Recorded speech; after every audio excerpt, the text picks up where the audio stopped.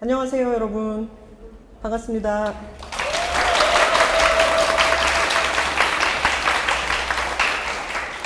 책이라웃 김하나의 측면 돌파의 김하나입니다. 이렇게 청취자 여러분들을 직접 뵙고 이렇게 눈을 마주치면서 인사를 건네게 된 게 너무 오랜만의 일인 것 같아요. 마지막 공개 방송이 언제였는지를 생각해 보니까 지난해 8월이었더라고요. 안미옥 시인님, 황인찬 시인님을 모시고 오은 시인님과 함께 진행을 했었는데요. 여러분들을 이렇게 그때도 유튜브 예스TV를 통해서 생중계가 됐었고요. 근데 그때는 생중계만 됐었고 이렇게 청중 여러분들과 직접 한 공간에서 이야기를 나눈 것은 무려 1년 9개월 전이었습니다.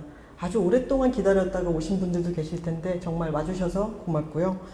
오늘 이 만남이 그래서 더없이 반갑고 소중하게 느껴집니다. 이렇게 특별한 자리인 만큼 스페셜 게스트를 모시지 않을 수가 없었습니다. 그래서 오늘 함께 모신 분은 책들 다 읽고 오셨죠, 여러분? 네. 책을 읽으셨으면 이분께 이 말을 외치고 싶을 수밖에 없어요. 가자! 라고 외치고 싶은 바로 함께 가자를 외치면서 달달한 곳으로 가고 싶은 소설가입니다. 오늘을 사는 우리들의 이야기, 그 안에 기쁨과 슬픔을 리얼하게 담아내는 분이죠. 장유진 작가님입니다. 안녕하세요. 장유진입니다. 반갑습니다. 지금 유튜브를 통해서 생중계로 보고 계실 분들과 또 나중에 추후에 팟캐스트 녹음으로 들으실 청취자 여러분들께 인사 다시 한번 부탁드릴게요. 네, 책이라웃 청취자 여러분, 그리고 모니터 너머로 보고 계신 분들 모두 반갑습니다. 저희가 구면입니다. 네. 지난번 2년 전이죠. 책이라웃 김하나의 측면 돌파에 한번 출연을 하셨었고 이번이 두 번째 출연인데요. 네. 그동안 참 많은 변화가 있었죠. 네, 제가 첫 번째 소설집 내면서 전업 작가의 길을 걷기 시작했고, 전업 작가의 길을 한 발짝 내디뎠을 때 저희가 초대했어요. 네, 사실 그때가 완전 처음이었어요. 모든 네. 뭐 행사 같은 거. 그래서 그 사이 저는 책이라웃을 시작으로 소설집 관련 활동들을 막 정신없이 다니다가 네. 작년 초부터는 이제 장편을 쓰는 일, 그리고 써서 연재하고 묶어서 책으로 만드는 일에만 몰두하면서 지냈습니다. 차차 이제 달까지 가자에 대해서 이야기를 나눠보겠고요. 오늘 이렇게 우리가 다시 만나게 된 이곳에 대해서 잠시 설명을 드리자면은 한국문학번역원이 창립 25주년을 기념해서 개최한 특별 전시 여기 뒤에 보면은 한자가 두 가지로 나와 있는데요. 하나는 여기 이제 각각 번역을 뜻하는 말씀원 변이 있는 역자와 옆에 말맞자가 있는 승강장을 뜻하는 단어 여기 두 개 함께 쓰여 있어요. 세대와 경계를 넘어선 한국 문학의 감동과 가치를 전하고자 기획된 전시인 거죠. 그래서 이번 전시의 부제가 당신의 언어를 이어 문학으로 우리가 연결되는 곳이라고 합니다. 지난 25년 동안 한국문학번역원은 한국문학을 해외에 알리는 동시에 세계문학과의 상호 교류를 추진해 왔는데요. 참 읽고 있으니까 정말 딱딱하게 들리네요. 네. 장유진 작가님도 한국문학번역원과 인연이 있는 것으로 알고 있어요. 번역원에서 주관하는 서울국제작가축제에 참여하셨었죠. 네, 그게 원래는 이제 세계 각국의 작가들이 만나서 하는 거였는데 작년에 이제 코로나 때문에 온라인으로 이렇게 모니터에 오야마다 히로코 작가님, 일본에 지금 가장 주목받는 작가님 나오셔서 띄워놓고 동시 통역으로 진행을 했어요. 굉장히 미래적인 비주얼이어서 잊히지가 않는데 모니터로 그때 이제 오야마다 히로코 작가님 너무 정말 새롭고 신선한 소설 쓰시는 분인데 번역원에서 좋은 자리 마련해 주셔서 서로의 작품을 읽고 이야기할 수 있어서 좋은 시간 보내고 왔습니다. 그럼 미래적인 이미지에 또 누가 더 장유진 작가님보다 더 잘 어울리겠습니까?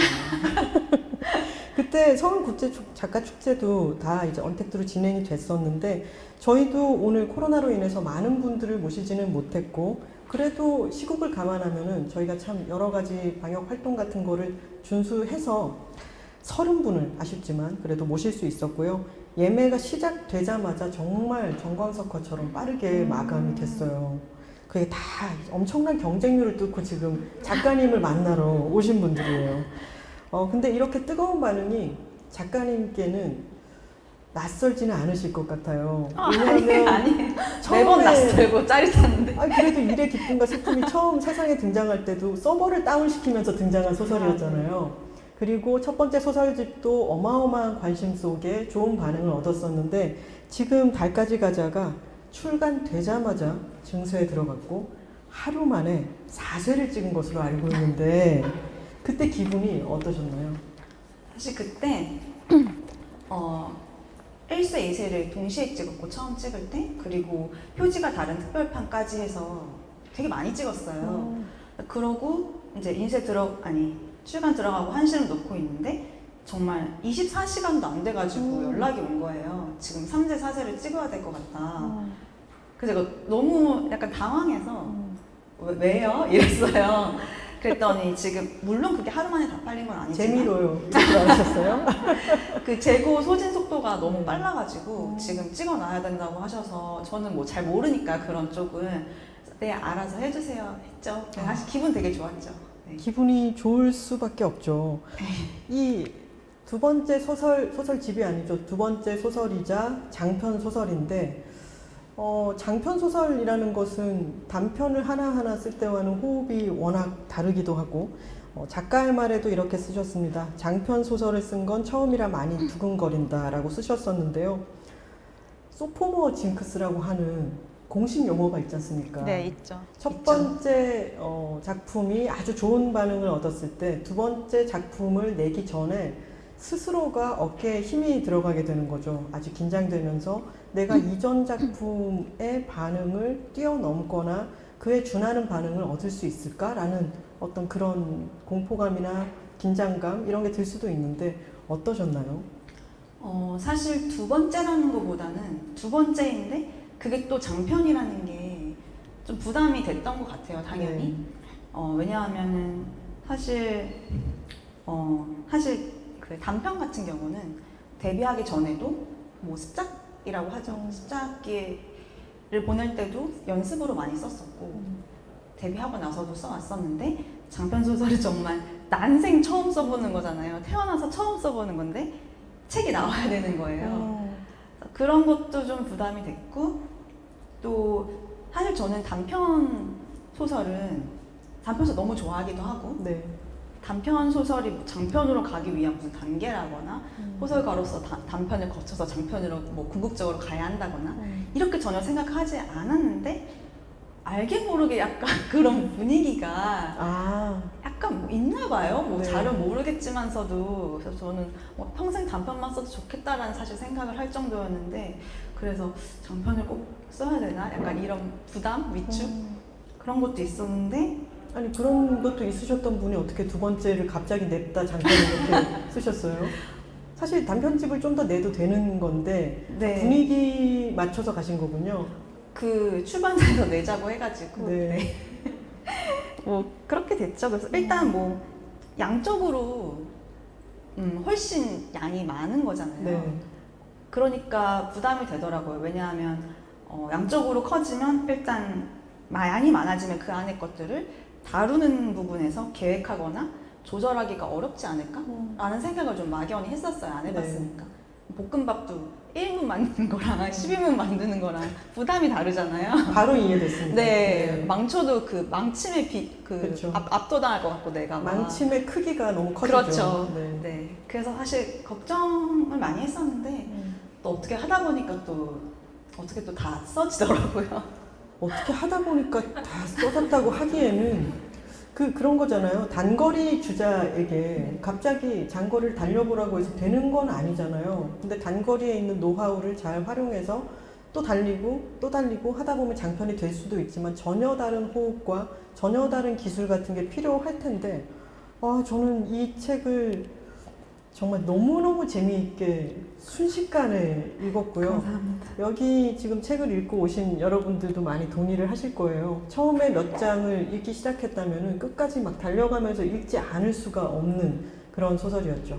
본격적으로 달까지 가자로 넘어가 버리기 전에 일기슬에 대해서 조금만 더 이야기를 하자면 네. 일의 기쁨과 슬픔이 또 한국에서만 그친 것이 아니라 대만에도 출간됐다고 알고 있는데요. 해외 네. 독자들의 반응도 들으셨나요? 네, 사실 대만이 가장 최근에 출간이 된 거고요. 처음에 이제 중국, 일본, 대만 그리고 아르헨티나는 단편 3편이.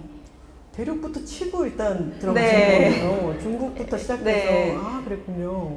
그래서 사실 제가 그 현지어로 해시태그를 팔로우를 하고 있어요. 아, 그래서 이제 종종 해외 독자분들 후기가 보이는데 되게 물론 번역 돌려서 보긴 하지만 또 해외 독자들의 이제 리뷰를 보면 좀 뭉클한 게 있어요. 제가 일의 기쁨과 슬픔이란 책의 표제작이 저의 데뷔작이기도 한데 그걸 제가 이제 공모전에 내려고 소설가가 되기 전에 막 공모전 내기 전에 혼자 막 고치고 막 이렇게 가지고 있다가 그걸 이제 당선이 되고 그 작품을 문예지에 처음 싣기 위해서 마지막으로 편집자님과 교정을 하고 딱 보냈을 때 제 마음이 그랬거든요. 아, 이제 얘가 내 손을 떠나는구나. 그래서 속으로 이랬어요. 아, 잘 가, 안녕 이러면서 멀리 가라 이렇게 말을 해줬거든요. 근데 정말 너무 멀리 가더라고요. 가본 적 없는 중국, 대만, 아르헨티나까지. 그래서 그때 제 마음이 생각이 나면서 뭉클했어요. 지구 반대편까지 갈 줄은 몰랐던 거죠. 네. 멀리 가라라고 했지만 지구 반대편까지 간 게 일기술이었다면은 이 책은 달까지 갈 것 같습니다. 어떡하죠? 달까지 갈 것 같습니다. 이 소설은 참 많이들 알고 계실 거예요. 블록체인 얘기야 이런 얘기들은 많이 이제 아직 읽지 않으신 분들이라도 얘기를 들으셨을 텐데 여기에 이더리움이라고 하는 블록체인의 한 종류가 나옵니다.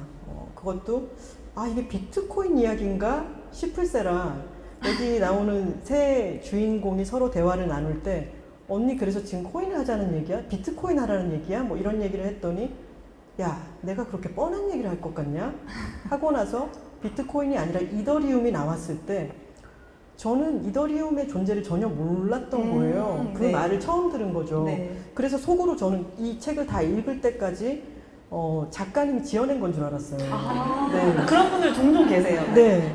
이게 또 제가 일의 기쁨과 슬픔에서 한 번 당했던 적이 있는 게 그 루보프 스미르노바라고 하는 네, 맞아요. 가상의 피아니스트를 너무 그럴싸하게 써두셨기 때문에 네. 이거 또 이 장유진 작가님이 또 잘 지어냈구만. 그럴 수 있어. 네, 그러니까 이 약자도 참 잘 만들었고 또 게다가 제가 좀 더 의심할 수밖에 없었던 것은 이 이더리움을 개발한 사람이 러시아 개발자인 비탈릭이다. 네. 이분 러시아 사람 잘 만들어내셔. 이렇게 생각을 한 거죠. 아, 맞네. 네. 그랬는데 그게 아니고 저의 동거인이 일깨워 주기를 무식한 소리를 하지 말아라. 이더리움이라고 하는 것은 실제 하며 이 소설의 정말 놀라운 점은 이더리움의 차트와 이 소설이 함께 가는 것이다. 이게 가상의 어떤 그래프를 만들어낸 게 아니라 이 차트와 소설의 서사 구조가 붙어 있다. 이게 놀라운 점이라고 얘기를 해줘서 저는 다 읽고 난 뒤에 이중으로 더블로 놀란 거죠. 그렇다면은 이 소설과 차트의 관계는 어떻게 되는 걸까요? 차트를 보시면서 이야기를 이렇게 전개해보면 되겠다 이렇게 생각을 하신 건지 그게 궁금했어요. 소설에 보면 이제 날짜별로 이더리움 가격이 나오는데요. 네. 실제 그 해당 날짜에 가격을 사실 그대로 쓴 거거든요. 그래서 제가 처음 이 소재로 장편 소설을 써야겠다라고 마음을 먹었을 때 사실 저는 2017년 당시에 이 그래프가 이렇게 생겼다는 거 이미 알고 있었어요. 그래서 오히려 그 그래프에 사건들을 끼워 맞춘 거죠. 휴가 날짜라든지 중국발 규제를 인한 떡락이라든지. 사실 에피소드가 하나 있는데 네. 에피소드 또 좋아하시죠? 좋아하죠. 그 마지막에 교정을 볼 때 정말 마지막 순간에 그 일요일인데 회사에 있는 걸로 나온 아주 짧은 장면이 있어요. 그래서 네. 마지막에 편집자님한테 전화해서 이거 고쳐야 된다. 그래서 왜 그러냐고 여쭤보셔서 이날이 일요일인데 지금 회사에 있는 걸로 되어 있다. 그랬더니 편집자님이 이게 그 보이는 것을 또 맞춰놓은 게 있잖아요. 그 뭐라 그러지? 그 교정이 아니라 보이는 것을 맞춰놓은 거요? 이 책상에서 네. 그 뭐 날짜 모양을 맞추는 그게 있는데 그 안에 프로그램 같은 거겠죠? 네. 그래서 그거를 뭐 다 맞춰놔가지고 그거를 이제 바꾸면 한 줄이 밀리고 그래서 보기에 네네. 그래서 그냥 이거를 다른 요일로 바꾸면 안 되냐라고 하셨는데 제가 아니라고 이 날짜에 떡락을 했고 뭐 이 날짜에 이 가격이었기 때문에 이거 바꾸면 안 된다고. 그래서 그때 편집자님이 조금 놀라셨어요. 그러니까 전체적인 그래프에 따라서 쓴 건 알고 있었지만 네. 이렇게까지 정확하게 그 날짜 그대로 했을 줄은 모르셨나 봐요. 그래서 결국은 그거 마지막에 고쳤고 네, 그래서 항상 소설 쓸 때 보통 소설 쓸 때는 이제 한글 하나만 띄워놓고 쓰는데 정말 이거 쓸 때는 4개를 항상 띄워놓고 썼거든요. 4개를요? 네, 일단 한글 그리고 이 당시의 일별 이더리움 차트 그리고 이 세 인물의 날짜별 매수 매도액 정리해서 이더리움 가격 변화에 따라서 어떻게 바뀌는지 수식 다 걸어가지고 그 구글 스프레드 시트랑 또 요일 헷갈리면 안 되니까 2017년 달력 이렇게 4개 다 맞추면서 쓰느라 저도 사실 너무 힘들었어요. 너무 머리가 아프고 네. 야, 이게 무슨 경제신문 기자인지 소설 쓰는 작가인지 헷갈릴 정도의. 저도 숫자랑 그렇게 친한 사람은 아니었어가지고 네. 굉장히 골치가 아팠습니다. 이런 질문 많이 받으시지 않나요? 혹시 작가님은 어떤 뭐 비트코인이라든가 뭔가 그런 투자 같은 거를 직접 해보셨나요? 사실 저는 직접 해본 적은 한 번도 없어요. 저는 뭐 작가들이 이렇습니다, 진짜. 정말 거짓말쟁이들 아닌가요? 어떻게 그렇게 천연덕스럽게 자기 해보지도 않은 것을 이렇게. 네. 그러니까 이러고 있나 봐요. 작가 생활하고 있나 봐요. 근데 저는 뭐랄까요? 저도 뭔가 어디 투자를 해보거나 저는 아직까지 그 채굴이라고 하는 개념을 이해를 못하고 있고, 그런데 이 소설을 읽으면은 이 어떤 블록체인이나 이런 투자의 세계로 들어갔을 때 느끼는 감정이나 이 그래프를 봤을 때 그 느낌이 이렇게 했구나. 내가 대리 체험을 하고 있는 것처럼 너무 신이 나기도 하고 너무 조마조마하기도 하고 이게 실제 있는 차트이다 보니까 더 막 확 다가오더라고요. 그쵸. 네. 저도 실제 차트를 보면서 했고 얘네가 얼마 넣고 얼마로 불어나고 있는 거를 뭐 구글 스프레드 시트긴 하지만 저는 이제 그걸 보면서 썼으니까 이때는 이런 마음이었겠지, 이때는 이런 마음이었겠지 그런 생각으로 썼던 거죠. 이더리움 차트를 놓고 이 소설을 한 편 써야겠다라고 생각하셨을 때 스스로 옳거니 이거는 됐다, 나는 천재다 이런 식으로 생각하셨나요? 아니 그렇지 이거 너무 대박 사건인 것 같아, 기특한 나요, 이렇게 생각하셨어요, 안 하셨어요? 나는 천재다까진 아니어도 재밌겠는데? 그리고 이런 생각 많이 안 할 것 같다. 그쵸. 라는 생각은 했죠. 네. 누가 블록체인 차트를 놓고 여기에 스며있는 이야기들을 가지고 장편 소설을 쓸 거라고 상상이나 했겠습니까? 근데 시작이 장편 소설, 이 책은 꽤나 두꺼운, 정말 빨리 읽어서 이 두께를 읽기 쉬운데 꽤나 두꺼운 소설이고 처음에는 경장편을 생각하셨다가 점점 늘어났다고 알고 있어요. 네, 맞아요. 써가다 보니까 이게 점점 재미가 붙고 여기 안에 있는 여러 사건들이 이게 또 이야기거리가 점점 불어나는 거를 애초 계획보다 다르게 받아들이신 거군요. 네, 사실 단편 소설은 세부적인 에피소드 다 미리 생각을 해두고 쓰는 경우가 보통은 그랬는데 장편은 그렇게까지 다 정해놓고 쓸 수는 없더라고요. 쓰다 보니까 또 새로운 에피소드들이 많이 생겨나고 또 새로운 설정들이 생겨나서 처음에는 400매, 300매 정도로 생각했는데 많아지게 된 거죠. 볶음밥처럼. 그리고 볶음밥을 너무 잘 만드셔가지고 네, 거대한 실패가 아니라 너무 많은 사람들이 즐겁게 볶음밥을 먹게 됐어요. 이야기가 시작하면은 3명의 B03이라고 하는 단톡방을 운영하는 3명의 여성이 나옵니다. 젊은 일하는 여성들이고, 왜 B03이죠? 비공채 3인방이라고 해서 비공채 3인방이 블록체인에 탑승하게 되면서 일어나는 일들인데, 여기서 좀 주의를 드려야 할 것이 스포 아닌 스포가 될 수 있습니다. 네, 이 스포일러를 지금부터 이야기하는 내용을 아예 모르고 책을 읽으시면은 훨씬 더 손에 땀을 쥐고 읽으실 수가 있기 때문에 지금 아직 책을 읽지 않았는데 재미있을까 싶어가지고 지금 예스TV를 보기 시작하신 분들은 지금 늦지 않았습니다. 지금 꺼주시면 되고요. 하지만 지금 네? 팟캐스트. 그렇죠. 팟캐스트를 듣고 계신 분들도 책을 읽고 난 뒤에 다시 요 시점부터 다시 플레이를 하시면 되겠습니다. 지금 혹시 책을 안 읽고 여기 와 계신 청중이 계시다면은 일어나셔도 되지만 그러시진 않으시겠죠. 이야기를 듣고 난 뒤에 봐도 너무너무 재미있는 소설이니까요. 자, 이 작가의 말에 보면은 이런 부분이 있습니다. 마지막엔 이 이야기를 꼭 설탕에 굴려서 내놓아야겠다라고 하셨는데요. 저는 이 소설의 가장 충격적인 점이 그거거든요. 설탕에 굴려서 내놓았다는 점. 아, 네. 네. 근데 거기에는 마냥 그게 단순하지만은 않아요. 이것을 설탕에 굴려서 내놔야지 하고 내놓는다고 해가지고 후폭풍이라든가 아니면은 이것의 염려점이라든가 이런 것에 대해서 작가님이 생각하지 않으셨다면은 이걸 용감하게 진행시키기가 어려웠을 것 같거든요. 네. 어떠셨나요? 사실 작가의 말에도 썼지만 회사 다닐 때 특히 20대 때 제가 아이씨 누가 100만 원만 주면 좋겠다 이 생각을 진짜 많이 했어요. 왜냐면은 뭐 일은 일대로 하고 있는데 그냥 가만히 앉아서 숨만 쉬어도 뭐 월세, 관리비, 가스비, 대출이자 줄줄 새 나가는 거죠. 네.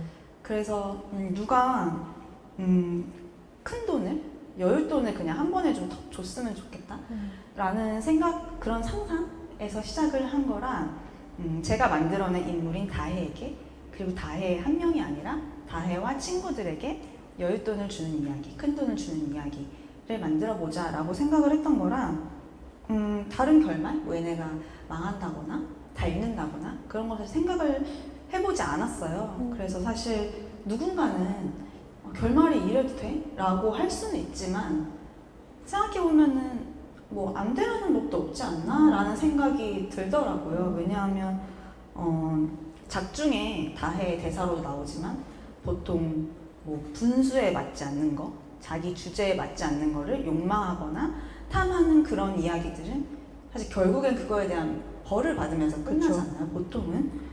근데 다혜가 뭘 그렇게 욕망했나를 잘 생각을 해보면 정말 작은 턱을 원했던 거거든요.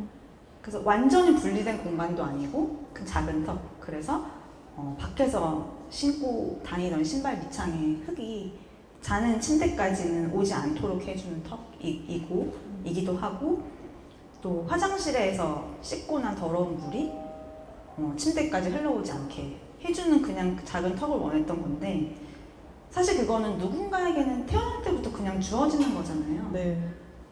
그거를 원했다고 그렇게 혼날 일인가? 라는 생각도 들고, 그래서 저는 결국에는 다혜에게 그 턱을 가질 수 있도록 만들어준 거죠. 그랬는데 왜 다혜는, 누군가는 태어날 때부터 가진 거를 다혜는 왜 모든 걸 걸고 이 난리를 쳐야만 가질 수 있나? 라는 생각도 들어가지고 그렇게 벌을 주거나 하기 싫었어요. 그래서 설탕에 아주 그냥 내 소설이니까 결말 제 마음대로 할 수 있잖아요. 막 달달하게 설탕에 굴려서 내놔야지 라는 생각을 했는데, 사실은 저는 단 걸 엄청 좋아하는 편은 아니에요. 네. 왜냐하면 이제 다혜는 단 걸 좋아해요. 네. 항상 단 거를 입에 달고 살고. 바나나빵도 좋아하고, 네. 초코밤도 좋아하고, 그쵸. 솜사탕도 좋아하고. 그쵸. 네. 그리고 뭐 커피 시킬 때도 항상 캐러멜 들어간 거 시키거든요. 근데 저는 사실 그런 거 절대 안 맞아요. 왜냐하면 단 걸 좋아하긴 하는데 먹을 때는 되게 달콤하고 맛있지만 먹고 나면 약간 그런 거 있잖아요. 단 거 먹고 나면 입안이 좀 텁텁하거나 찝찝한 느낌이 들기도 하잖아요. 그래서 저는 그런 느낌까지 이 소설에 포함된다고 생각해요. 그래서 단 걸 먹고 나서 텁텁한 느낌, 찝찝한 느낌 또한 이 소설의 일부라고 생각하면서 썼어요. 네. 아, 그 부분이 정말 재밌네요. 이게 그 텁텁한 느낌 같은 게 있기 때문에 이 소설의 이 설탕에 굴린 결말이 저는 더 강력하다고 생각을 하거든요. 거기에서부터 출발하는 것이기도 하고, 그리고 이 달디단 이 맛이 쾌감이 있을 수 있도록 앞부분을 읽어가다 보면은 나중에 평론가님의 말씀에도 있지만 이들을 정말 진심으로 응원하게 되는 부분이 있고, 아까 처음에 말씀하신 것처럼 턱을 원했을 뿐이다라고 말씀하셨는데, 일단 이 정다혜라고 하는 주인공이 원룸에 살고 있죠. 근데 이곳은 정말 그야말로 턱 없는 집입니다. 턱이 없어서 여러 가지로 고생을 하다가 여기에 같이 B03의 일원인 은상 언니, 강은상 언니가 지금 하고 있다는 이더리움에 탑승하게 되는 계기가 1.2룸을 발견하고잖아요. 근데 저는 그 1.2룸을 보러 갔을 때, 아, 이게 여기가 원룸이지? 라고 생각하고 이렇게 보다가, 이 공간은 뭐지? 라고 발견을 했는데, 침대를 놓으면 알맞을 만한 너무 아늑한 공간이 있었고, 거기에 부동산 아주머니가 이렇게 말씀을 하세요. 요게 또 너무 괜찮죠? 어떻게 이런 대사를 쓰십니까? 진짜 저는, 여기 보면 또 연월도사라고 하는 도사님, 네. 도사님이 나오시잖아요. 도사님이 나오셔가지고 다혜에게 하는 말이 뭐냐면, 우리 아가씨는 머리가 잘 돌아간다, 그치? 이렇게 얘기를 하고, 또 흐르듯이 사는 게 속은 또 편하다, 그치? 이렇게 얘기를 하는데, 이런 대사 같은 것은 공을 많이 들여서 쓰시는 편인가요? 아니면 일필이지로 막 써 나가시는 편인가요? 뚝 튀어나오는 경우도 있지만 공을 많이 들이는 경우도 있고, 그러니까 시뮬레이션이 되게 중요한 것 같아요. 머릿속에 무대를 만들어 놓고 제가 굉장히 잘 안다고 생각하는 어떤 인물 네. 혹은 배우를 머릿속에 세워놓는 거죠. 그래서 계속 시뮬레이션을 하는 거예요. 이렇게 말해볼까? 이렇게 말해볼까? 왔다 갔다 이렇게 하다 보면은 뭔가 자물쇠가 딱 맞듯이 이 대사가 딱이다 싶은 것들이 나와요. 그래서 그런 것들을 주로 쓰는 편이죠. 제가 이 책을요, 제가 읽은 책을 여기 가지고 왔는데, 책 그 빈 공간에다가 크크크크크크 뭐 미쳤다, 크크크 이런 걸 너무너무 많이 썼어요. 이 대사라든가 이 주인공들이 하는 이야기들 이런 게 너무너무 재밌어가지고 감사합니다. 많은 분들이 거의 눈물을 흘리면서 웃으셨던 부분이, 언니 나 얼굴이 포기가 안 돼. 정말 너무나 주옥 같은 대사들이 많아서 대사집을 좀 한번 모아봤으면 좋겠다 이런 생각이 들기도 대사집? 했고요. 네. 킬링벌스처럼. 너무 찰져가지고 감사합니다. 너무너무 좋았습니다. 그렇게 1.2룸을 발견한 다혜가 이제 욕구가 좀 더 구체적으로 나에게 다가왔죠. 내가 저 1.2룸을 가져야겠다. 그러려면 어떻게 해야 될까? 근데 그 다혜가 자신의 삶에 대해서 읊조리듯 생각하는 부분들이 너무나 많은 분들이 그 다혜의 읊조림에 공감을 하실 것 같아요.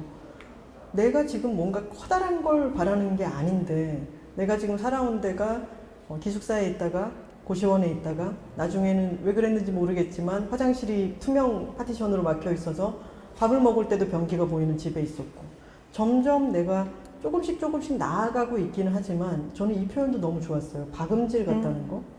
내가 두 번을 나아가고, 그거 뭐라 그러죠? 두 땀이라 그래야 되죠? 네, 두 땀을 나아가고 나면 박음질을 한 땀을 다시 뺏해야 되는 거잖아요. 네. 내 삶이 그런 것 같다. 아등바등의 삶에서 나도 고공행진의 삶으로 가보고 싶다. 이런 생각을 하는데, 작가님도 회사를 다닐 때 그런 매일매일의 모래알 같은 노력과 그것이 모이긴 할까라고 하는 마음 같은 거를 좀 많이 느껴보신 적이 있나요? 네, 제가 아까 초반에 말씀드렸던 것처럼 느꼈죠. 뭔가 일단 일을 열심히 하고는 있는데 뭔가 받으면 받는 대로 쭉쭉 빠져나가는 것 같은 그쵸. 느낌? 아이씨 누가 100만 원만 좀 줬으면 좋겠다 네, 하는 그런 정말 마음. 밑빠진 독인 것 같은 느낌. 근데 그 밑빠진 독을 나중에 이제 떡두꺼비 같은 3억 2천이 막아주는 그런 장면들이 있는데, 이 소설을 쓰시면서 누구보다도 작가님이 신나셨을 것 같아요. 그쵸. 네, 맨 마지막에 내 맘대로 설탕 불려가지고 나는 단 거 별로 안 좋아하지만 써서 내놓으시면서 많은 분들이 이 단맛의 쾌감을 좀 시원하게 누렸으면 좋겠다 이런 생각도 있으셨던 거죠? 네, 당연하죠. 네. 그러니까 제가 단 거를 안 좋아해서 안 좋아하는 걸 내놨다는 게 아니라 단 거의 그 달콤함과 먹고 났을 때 어떤 느낌? 그거를 둘 다 포함해서 책을 쓰고 싶었던 거예요. 네. 책의 표지를 보면요, 책 표지도 이 일러스트레이터님을 작가님이 추천하셨다는 얘기를 들었는데요. 네, 너무 예쁘죠. 너무너무 예쁘고 이렇게 보면은 박도 들어가 있고, 여러분들 책 표지를 건성으로 보신 분들이 계실 텐데, 제가 어제 이것을 확대경을 들고 하나하나 봤어요. 근데 그랬더니 여기 위에 놓여 있는 이 플라스틱 컵은 커피빈 컵이고요. 여기 보면은 달력이 있습니다. 달력을 확대해서 보시면은 2017년 8월이고요. 제주도 비행기 티켓 끊기 이런 게 적혀 있고, 맨 마지막에 여기 주인공이 제주도로 주인공들이 떠나는 곳에 제주 여행이라고 쓰여 있더라고요. 맞아요. 정말 어찌나 깨알 같은지 이 표지에 대해서는 그러면 맡겨놓기만 하신 건가요? 아니면 일러스트레이터님이 이렇게 깨알같이 다 채워주신 건가요? 사실 이렇게까지 해주실 줄은 몰랐어요. 보면 은상이 회사에서 팔던 치약까지 있거든요. 네, 강은상회에서 팔던. 네. 그래서 제가 원래 이 일러스트 그려주신 권세영 작가님 너무 좋아해서 그러니까 네. 어떻게 알게 됐냐면 그러니까 보통 책을 보다가 표지가 예쁘면 아 예쁘다라고 하지 누가 그렸는지 찾아보지까지는 않잖아요 잘. 네. 저는 그런데 어느 날 찾아봤는데 권세영 작가님 일러스트레이티드 바이 권세영인 거예요. 그 다음에 또 완전 다른 그림체, 완전 다른 장르의 책을 봤는데 누구지? 하고 봤는데 또 그 작가님이고 그러니까 다른 종류의 책, 뭐 잡지 이 누구야? 하고 보면 또 권세영 작가님인 거예요. 그래서 나 이 작가님 좋아하나 보다. 그래서 몰래 흠모하고 있었는데 책 처음 만들 때 출판사에 권세영 작가님 일러스트를 쓰고 싶다고 말씀을 드렸고 다행히 잘 성사가 돼가지고 근데 알고 보니까 권세영 작가님이 제 첫 북토크에 와주셨을 정도로 아 진짜요? 네 너무 서로의 팬이었던 인연이네요. 거예요. 네. 세상에. 그래서 제 원고를 미리 다 읽고 그려주신 거라 모든 게 다 들어가 있습니다. 책을 읽어보신 분들도 앞으로 책을 읽으실 분들도 책을 다 읽고 난 뒤에 이 표지를 한번 찬찬히 보시면은 여기 스탠드 불빛이 켜져 있는 게 야근 중인 시각이고 컴퓨터에 적혀 있는 시간으로는 9시 몇 분이라고 돼 있어요. 네. 이때 이 파티션 안에서 달을 보면서 느낄 이 주인공의 마음을 한번 상상해 보시면서 이 표지를 읽으시면 좋겠고 잊지 마시고 요 책 등에 있는 달이 표지에 있는 달과 어떻게 다른지도 한번 세세히 보시면 좋을 것 같습니다. 출간 후에 또 여의도 직장인 응원 프로젝트라고 하는 게 진행이 됐었죠. 네. 직장인들에게 사랑받는 작가라는 타이틀에 대해서는 작가님은 어떻게 생각하시나요? 좋죠. 제가 직장인이기도 했고 같이 일하던 동료들이 생각나기도 하고 네. 출근하는 사람들에게 아주 정말 이상한 응원이 되는 그러니까 맘 편한 응원이라기보다 나와는 다른 사람들의 이야기인 것 같기도 하지만 나에게 굉장히 큰 응원을 주는 이상한 응원을 받는 느낌이 많이 들었어요. 그리고 직장 안에 있는 여러 캐릭터들 중에 팀장 캐릭터가 있죠. 네, 고대영 팀장. 네, 고대영 팀장. 일의 기쁨과 슬픔에는 박대식이라고 하는 대표가 있었잖아요. 네, 데이빗. 데이빗 박대식 네. 씨가 있었는데 이번에도 또 대자가 들어가는. 그러네요. 네. 대자 좋아하네. 그리고 꼴보기 싫은 네. 그런 직장 상사인데 처음에 이 책이 도입부에 고대영 팀장의 꼴보기 싫음으로 시작을 합니다. 네. 그러니까 주인공 다혜가 난항을 겪으면서 이 직장 생활의 여러 가지 씁쓸한 맛을 겪으면서 탁 들어가는 거죠. 근데 이 꼴보기 싫은 대자 돌림의 고대영 팀장이 그렇게 싫고 막 밉고 이런 사람으로만 남지는 않더라고요. 네. 그 중간에 보면 이 사람 꼴보기 싫은 짓 참 많이 하죠. 세 명이서 같이 점 보러 갔다가도 그 커피빈 기차칸에 가서 이제 점을 보는데도 다른 사람들이 그 속에 있는 이야기 좀 내놓기 껄끄러운 이야기 다 꺼내 놓을 때 그거 다 듣고 있다가 나중에 나는 개인적으로 할 얘기가 있으니까 다들 좀 가달라고 그랬더니 다혜가 속으로 외치잖아요. 나도 개인이야. 나도 개인이라고. 근데 그 꼴보기 싫은 고대영 팀장이 맨 마지막에는 또 어떤 많은 직장인들의 공감 포인트가 있습니다. 짠해지는 게 있고 다혜가 그 사람에게 당신도 참 그래요 힘들겠다 잘 됐으면 좋겠다 이런 마음을 좀 전하는 부분이 있는데 이 팀장 캐릭터에 대해서의 작가님의 생각은 어떠신가요? 사실 한 박사라는 네. 인물도 있잖아요. 네. 비슷한 세대지만 근데 한 박사는 이제 송나라 시대 정의 학자의 말을 빌리면 인생 3불행 중에 그 석부 형제지세인 사람이죠. 이제 태어날 때부터 유복해서 걱정이 없는 사람. 네. 근데 이제 고대영 팀장 또한 명백한 기성 세대고 그래서 세대적으로 봤을 때는 상대적으로 다혜, 은상, 지송보다 훨씬 유리한 위치에 있고 그런 인물인 건 맞죠. 맞지만 석부 형제지세까지는 아니기 때문에 그런 사람도 정말 큰 위기, 정말 큰 타격이 오면 가진 걸 잃게 될 수도 있잖아요. 그런 사회를 우리가 살고 있으니까. 네. 그래서 그런 장면들을 자연스럽게 넣었던 것 같아요. 그래서 이제 연월도사랑 전 볼 때 가고 개인적으로 물어보고 싶었던 것도 자기가 회사에 나갔을 때 카페를 차리면 잘 될지 어떨지 그런 거를 물어봤을 거라고 저 혼자만 생각을 하고 있었고 사실 제가 1인칭 나로 시작하는 소설을 많이 쓰지만 그 나가 저 작가 장유진은 아니잖아요. 네. 그래서 나와 대립하거나 싫어하거나 비웃거나 미워하는 사람을 제가 진짜로 미워하는 건 아니에요. 저라는 장유진이. 네. 그래서 그런 사람에게도 뭔가 저의 어떤 모습이 진짜 갈아서 나눠 원자 단위로 조금씩은 들어가 있는 것 같기도 한데, 말씀하신 것처럼 그 주말마다 커피를 배우러 회사 이제 잘릴 수도 있으니까 강릉에 가는 게 약간 제가 주말마다 회사 다니면서 주말마다 소설 배우러 다녔던 거를 떠오르면서 쓰기도 했고, 그 말씀하셨던 초반에 그 커피 장면은 사실 아침 첫 커피에 집착하는 건 저의 모습이거든요. 아, 내 안의 고대영. 네. 네. 그래서 그런 식으로 조금씩 그런 인물에게도 약간 짠함이 보이게 된 것 같아요.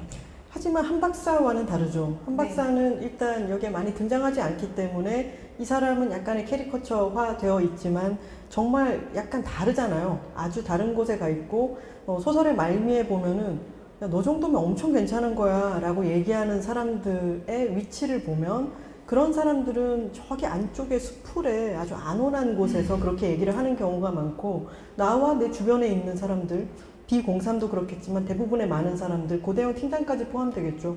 그런 사람들은 계속해서 언제 낭떠러지로 떨어질지 모르는, 돌가루가 푸르르 떨어지는 끄트머리에 있다는 그런 감각 때문에 그게 달라지는 것 같아요. 네. 근데 그렇기 때문에 많은 그런 불안감을 느끼고 있는 직장인이라면 이 책에 푹 몰입해서 볼 수밖에 없는데, 그 중에 또 이런 장면이 있었죠.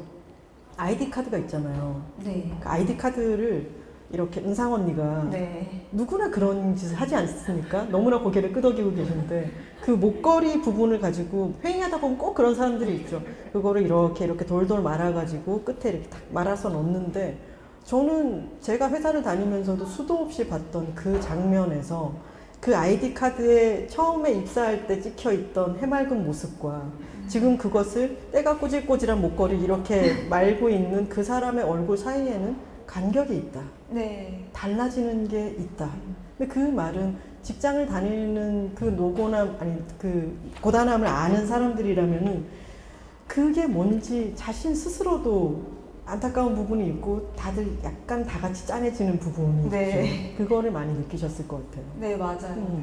그런 장면들을 수집을 또는 이런 직장 생활에서의 어떤 에피소드 같은 거를 가만히 떠올려 보실 때가 많으신가요? 이 소설은 제가 배경 자체를 회사로 설정을 해놓고 장편 소설이다 보니까 네. 거기서 이제 인물을 만들고, 그러니까 쓰다 보면 처음에 계획하지 않았던 그냥 뭐 나간다, 밖으로 다 같이 퇴근한다 라는 장면이어도 퇴근하다 보면은 선언증을 빼겠지? 그리고 왜 늦게까지 안 뺐는지 자기를 자책하겠지? 또 뒤늦게 빼고 감다 보니까 이제 제 머릿속에서 그 감을 때의 사진이 떠오르고 그 사진과 실제 일하는 자신의 모습 간의 어떤 격차, 그런 것들을 떠올리게 되면서 그런 장면을 썼던 것 같아요. 처음에 계획했던 건 아니지만. 그렇게 가만히 생각을 해보면 생각이 가지를 뻗으면서 네. 점점점 경장편이 이렇게 두꺼운 장편 소설이 되었다. 네, 맞습니다. 이렇게 네, 되는 네. 거군요. 네. 근데 그런 세세한 디테일들이 너무나 빵빵하게, 아까 제가 대사가 너무 찰지다고 말씀드렸던 것처럼 그런 작은 장면들, 내가 너무 익숙하게 알고 있던 장면이지만 그것이 새롭게 또 사이사이에 깨알같이 들어가면서 이 소설을 정말 풍성하게 만드는 것 같아요. 감사합니다. 너무너무 재미있게 만들기도 하고요. 아까 이 설탕에 굴린 얘기를 했었는데 이 소설을 계속해서 읽을 수밖에 없게 끌고 가는 구동축은 쓴맛과 단맛인 것 같아요. 지금 이 B03에 있는 친구들은 쓴맛 투성이 속에 있죠. 가끔씩 단맛을 입에 느끼기도 하지만 내가 달콤한 인생이라고 불리는 뭔가를 살 확률은 아예 없다고 생각하고 쓴맛을 많이 느끼게 되는데, 처음 시작하면은 그 커피빈에 기차칸 비슷하게 나눠져 있기 때문에 1호칸, 2호칸, 3호칸, 4호칸이라고 불리는 곳에서 같이 이야기를 하고 회사로 돌아오는 장면이 있잖아요. 거기서 바람이 갑자기 너무 많이 불고 네. 너무 춥다 라고 얘기하면서 셋이 자기도 모르게 팔짱을 끼고 바람을 막 맞으면서 이런 대사를 해요. 뛰겠다는 것도 아니고 그냥 걷기만 하겠다는데 그게 왜 이렇게 힘들어? 라고 얘기를 하면서 들어가는데 거기에 그 직장인들의 짠함과 고단함이 거기 다 녹아서 들어가 있는 게 아닐까 싶기도 했고요. 맞아요. 그러고 난 뒤에 점점점 이 소설이 전개가 되는데 저는 이 손에 땀을 쥐게 만들었던 게 이게 어떻게 될까? 이들이 정말 잘 됐으면 좋겠지만 하늘을 봤더니 달이 꼭 반달이었다라는 부분이 있었어요. 네. 그러면 이 차트가 다음날 떡락이 될지 떡상이 될지 이런 게 명운이 거기 달려 있는 건데 계속해서 뭔가 와인잔이 와그작 깨지기도 하고 네. 뭔가 좀 안 좋을 것 같기도 하고 그런 불안감이 이상한 긴장감 같은 것이 계속 쭉 이 소설을 끌고 나가는 어떤 구동축이었다는 생각을 하고 그걸 아주 세심하게 설계하셨죠.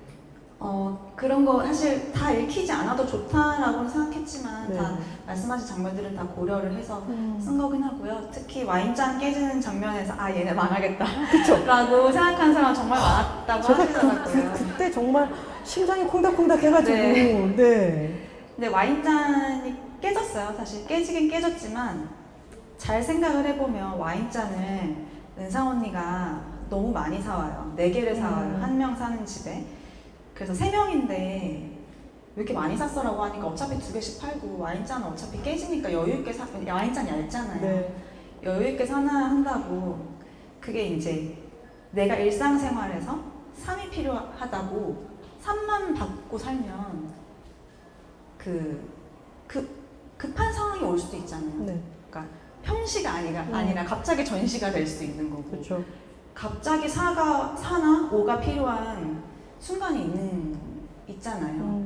그럴 때 계속 3만 가지고 있으면은 갑자기 마이너스, 모자라게 되는 거죠. 네. 그래서 1이 아닌 1점이고, 여유 있는, 언제 깨질지 모르기 때문에 여유 있게 하나 정도 더 구비해 놓을 수 있는 그런 어떤 이미지들을 생각하면서 썼던 것 같아요. 그리고 제주도에서도 운전을 하다가 주어진 경로를 벗어났습니다 라고 하는 말도 와인잔과 비슷하게 저한테는 약간 이거 약간 불길하게 느껴져 네. 이런 부분이 있었고요. 근데 방금 말씀하신 것처럼 하나의 와인잔이 더 있거나 없거나 한 문제 그리고 혼자 사는데 결국 3개의 와인잔을 갖고 살게 되었는데 저는 그 여유에 대한 부분 있잖아요. 다혜가 한 번도 자신에게 허락되지 않았던 자연스럽게 살기 위해서 무엇이 필요한지 조금은 알 것 같은 그 여유라고 하는 게 이 계속해서 회사를 다니더라도 이 이더리움을 통해 가지고 얻게 되는 거잖아요. 근데 그 여유가 막 어마어마한 부 같은 게 아니라 나에게 내가 뽑을 수 있는 돈이 400만 원일 때와 4천만 원일 때는 얼굴에 윤기가 달라지지 않습니까? 네. 그런 부분이 너무너무 공감이 되었어요. 그런 것이 이 홀가분함이라고 하는 것을 이를테면 책에 이런 부분이 있죠. 햇빛에 이제 자연스럽게 눈을 뜨는 것이 누군가에게 너무 자연스러운 일인데 대부분의 사람들한테는 건물이 햇빛이 가려져 있다거나 남향이 아니라거나 등등등 해가지고 그것을 누리는 것 자체가 불가능한 것인데 이들에게는 그것이 가능해질 수도 있구나라고 하는 그 깨달음? 그것 자체가 엄청난 보상인 것 같아요. 돈 문제보다. 그쵸. 네. 네. 사실 그 장면도 사실 저 초고 쓸 때는 진짜 그냥 막 쓰거든요. 네. 그냥 광고 문장이나 막 쓰는데 처음에 그거 그냥 되게 궁금하네요. 단순하게 네. 그냥 아침이 됐으니까 아침 햇살에 눈을 떴다 이렇게 썼는데 쓰고 나서 이렇게 쓰면 안 되니까 생각해보니까 아침 햇살에 눈을 떴다는 말 진짜 이렇게 쉽게 쓸 수 있는 거 아닌데 쓰다가 생각이 나신 거군요. 네네. 그냥 처음에 초보 막 쓰니까 네. 그래서 아침 햇살에 눈을 뜨려면 남양집에 살아야 되고 그런 걸 누릴 수 있는 사람이 얼마나 있을까라는 생각으로 그 문단을 썼던 것 같아요. 그리고 그것을 누리는 것, 다혜나 지금 이 책에 나오는 은상이, 지송이가 이들이 바라는 것이 어마어마한 부 같은 게 아니라 조금 더 여유로운 것일 뿐더러 저는 정말 좋았던 게 뭐냐면 이들이 궁극적으로 얻게 된 것 또는 쟁취해낸 것은 뭐냐면 나도 더 바랄 수 있다라는 감각. 저는 그래서 마지막에 너무 짜릿한 거예요. 은상 언니가 차를 사러 갔을 때 발끈하는 부분도 있었죠. 네네. 여성분들께는 이거면 충분하죠 라고 얘기를 할 때 나는 누가 너한테는 이게 충분하다라고 얘기를 하면 그게 기분이 나쁘더라 네. 라고 하면서 저는 이 책을 읽은 특히나 좀 더 20, 30대 일하고 있는 여성들이라면은 어떤 식의 죄책감? 내가 단지 무엇을 좀 더 원해도 될까? 라는 마음을 가졌다고 해서 마음속에 갖는 어떤 불안감 같은 것을 너무 시원하게 설탕에 굴려서 깨주는 소설이 아니었나라는 생각을 했습니다. 힘을 얻었다는 어떤 반응 같은 것도 많이 들으셨나요? 네, 책을 매일매일 듣고 있습니다. 네. 그런 반응 볼 때 너무 기분 좋으시죠? 네, 그럼요. 네. 그런 힘이 되는 여러 많은 반응들도 있지만 책이 나오기 전에 이미 이 책은 부스터를 달고 나왔습니다. 추천사계의 장인 오브 장인인 정세랑 작가님의 추천사가 쓰여 있는데요. 정말 이런 추천사를 받으면 마음이 어떨까요? 장유진을 따라하고 싶은 사람은 많겠지만 아무도 따라하지 못할 것이다. 장유진이 쓰는 소설은 장유진만 쓸 수 있다. 매끈한 이음새 안쪽 장유진의 저돌성과 타협 없음과 모남과 파격에 찬사를 보낸다. 크가 나오지 나올 않을 수밖에 수 없어요. 네. 크가 나올 수밖에 없어. 일의 기쁨과 슬픔에도 정혜연 작가님의 추천사에 크가 나오지 않을 수가 없었는데 그쵸. 정말 아니 정세랑 작가님의 이 추천사를 받아들었을 때 어떠셨나요? 크 말고는 어떠셨나요? 사실 제가 장편 출간하기 직전에 약간 불면증에 좀 시달리고 악몽도 많이 꾸고 좀 그랬었어요. 딱 그러던 시기에 이 추천서 원고를 딱 받아보고 솔직히 조금 소름 돋으면서 울컥 하더라고요. 왜냐하면 제가 정말 너무 좋아하고 오랜 시간 동안 소설로서 작품으로서 제가 응원을 받던 작가님인데 그런 작가님이 응원을 그냥 해주신 것도 아니고 어떤 하나의 글로서 응원을 해주신 거잖아요. 그래서 그게 그 응원이 격려가 너무 든든했나 봐요. 뭔가 부적처럼 저를 지켜주는 느낌? 그리고 또 따로 메시지까지 보내주셔가지고 카톡 메시지까지 보내주셔가지고 한동안 매일 아침 경건하게 성경 읽듯이 카톡 한번 추천사 카톡 한번 추천사 한번 그렇게 네, 한 39번 정도 봤어요. 작가님도 2년 전에 저희 측면 돌파에 나오셨을 때 그때 이제 전업 작가로서 딱 한 걸음을 내디디셨을 때였는데 네. 저도 회사 생활을 한 5년 몇 개월 정도를 했었거든요. 근데 그만두고 나서 직장 동료들을 만나면 너무나 많이 들었던 얘기가 너 얼굴에서 왜 이렇게 빛이 나니? 너 지금 너무 좋아 보인다. 이런 얘기들을 많이 들었어요. 작가님은 혹시 예전 동료들을 만나면은 그런 정체불명의 윤기 있잖아요. 그런 것에 대한 이야기를 들으신 적이 있나요? 다들 그 소리 하죠. 이제 저뿐만이 아니라 이제 퇴사한 사람들 만나면 항상 와 얼굴 진짜 좋아졌다 이렇게 얘기를 하는데 제가 소설에도 그런 장면을 썼지만 그렇게 얼굴 좋아지는 거는 뭔가 피부가 좋아진 게 아니라 네. 오장육부가 좋아져가지고 내장이 좋아져서 이게 뭔가 다 원활하게 신체가 돌아가면서 얼굴에서 이렇게 확 빛이 나는 거거든요. 네. 그런 걸 좀 표현해보고 싶었어요. 네. 너무 웃기네요. 이 피부과에서 어떻게 해결할 수 있는 그런 것이 게 문제가 아니라 아니죠. 오장육부가 뭔가가 편안해지고 잘 풀려서 네. 윤기가 속에서부터 발광하듯 올라오는 네. 것이다. 네. 그런 것을 스스로도 많이 느끼셨고 그러다 보니까 아까 그 직장인의 고단함과 그 사진과의 격차 이런 것에 대해서도 더 생각해 보실 수 있었던 게 아닐까 싶기도 합니다. 책에서 또 아주 인상적이었던 부분이 그 은상 언니가 조금씩 이더리움으로 이윤을 좀 보고 난 뒤에 같이 셋이서 제주도 여행을 가는데 은상 언니의 가방이 저것은 리모아였던 것이죠. 네. 오리지널이었고 그것을 조금씩 만져보면서 다혜가 이런 말을 합니다. 얼음 위에 놓인 또 하나의 얼음처럼 너무너무 매끄럽고 뭔가를 열거나 이렇게 끌고 다니거나 했을 때 부딪히는 부분이 없이 삭삭삭 움직이는 것에 대해서 얘기를 하는데 제가 그 김초엽, 김원영 작가님의 사이보그가 되다를 네. 너무 흥미롭게 읽었는데 거기에 그런 부분이 있었어요. 이 매끄러움이라고 하는 것. 그 매끄러움을 누릴 수 있는 사람들은 소수라는 거죠. 그리고 그 소수는 그 매끄러움을 인지하지조차 못하는데 그게 햇살에 자연스럽게 눈을 뜨는 것과도 좀 비슷하겠죠. 네, 맞아요. 그런 것 같아요. 제가 예전에 어떤 디자이너님이 굉장히 뛰어난 능력을 갖고 계신데 그분이 했던 일 중에 잊히지 않는 몇몇 일 중에 하나가 모 재벌가 사람들이 비행기를 탈 때 그 비행기 안에서 식사 메뉴를 볼 때 그 메뉴를 디자인을 했다는 거예요. 그런 것도. 네, 아주 뛰어난 디자이너였는데 네. 그러면 비용도 많이 줬겠죠. 근데 저는 이제 그 사람의 입장에서 만약에 상상을 해서 보면 메뉴판이 누가 이걸 이렇게 디자인해서 하지 않았을 거란 말이죠. 그렇죠. 그냥 자기 눈에 보이는 것들은 최고의 디자인으로 되어 있고 뭔가가 다 매끄럽게 이루어지고 자신은 뭔가 덜컹거리는 거 없이 살아가기만 하면 되니까 나한테는 그게 오히려 인식하지 못한다는 게 엄청난 특권인 거죠. 근데 약자들은 끊임없이 덜컹거릴 수밖에 없고 때로는 턱없는 집 때문에 덜컹거리기도 하고 그런 것들이 그런 차이들이 있는데 그 차이와 매끄러움이 어떤 특권으로서가 아니라 자연스러움으로써 자리 잡게 하기 위해서도 꼼꼼하게 쓰셨을 것 같아요. 매끄러움이 자연스럽게 저 죄송해요. 네. 질문을. 그러니까 이들이 누리는 것이 어떤 사치, 엄청난 특권 이렇게 묘사를 할 수도 있지만 어떻게 보면 그런 부분도 있고 네. 하지만 이들이 처음으로 느껴보는 매끄러움. 네네네. 사람들은 이런 게 자연스럽고 당연한 사람도 있겠지. 네. 근데 그게 또 이어져서 어떤 얘기가 나오냐면 다혜가 이더리움으로 번 돈으로 학자금 대출을 갚아버리죠. 네.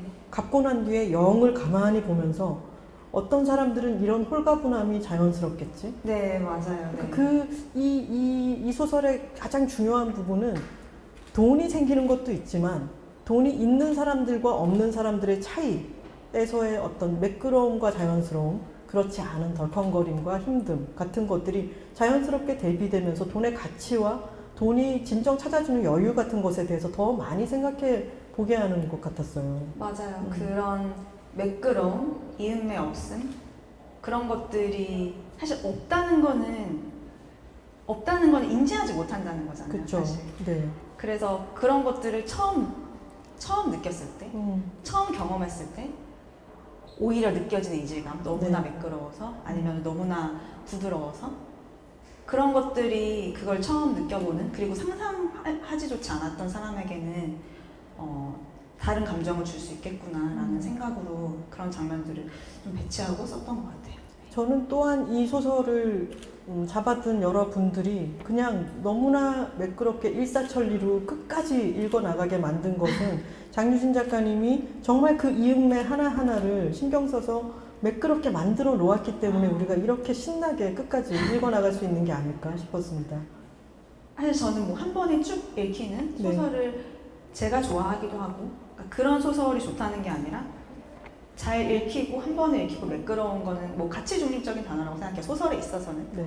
그런 소설도 있고 아닌 소설도 있는데 저는 그런 소설로 만들고 싶었고 그래서 좀 그렇게 부드럽게 읽히게끔 신경을 많이 쓴 것 같아요. 작가님 소설은 시간 가는 줄 모르고 단숨에 읽게 되는데 여러분 깜짝 놀랍게도 벌써 또 그런 일이 벌어졌습니다. 1시간이 훌쩍 가버렸어요. 그래서 어느덧 1부를 마쳐야 할 시간이 되었고요. 앞서 말씀드린 대로 2부에서는 소설가 장유진 작가님의 일상에 대해서 이야기를 나눠보겠습니다. 많은 기대 부탁드리고요. 저희는 2부에서 다시 인사드리겠습니다. 고맙습니다. 감사합니다.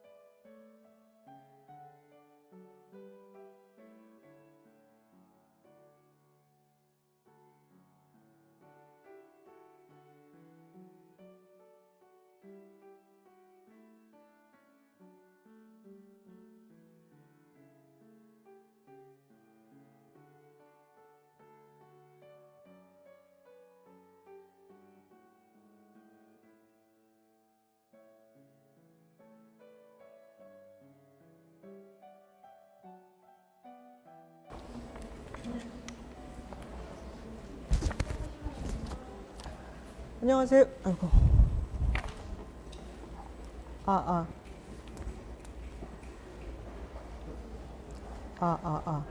소리가 안 나는데?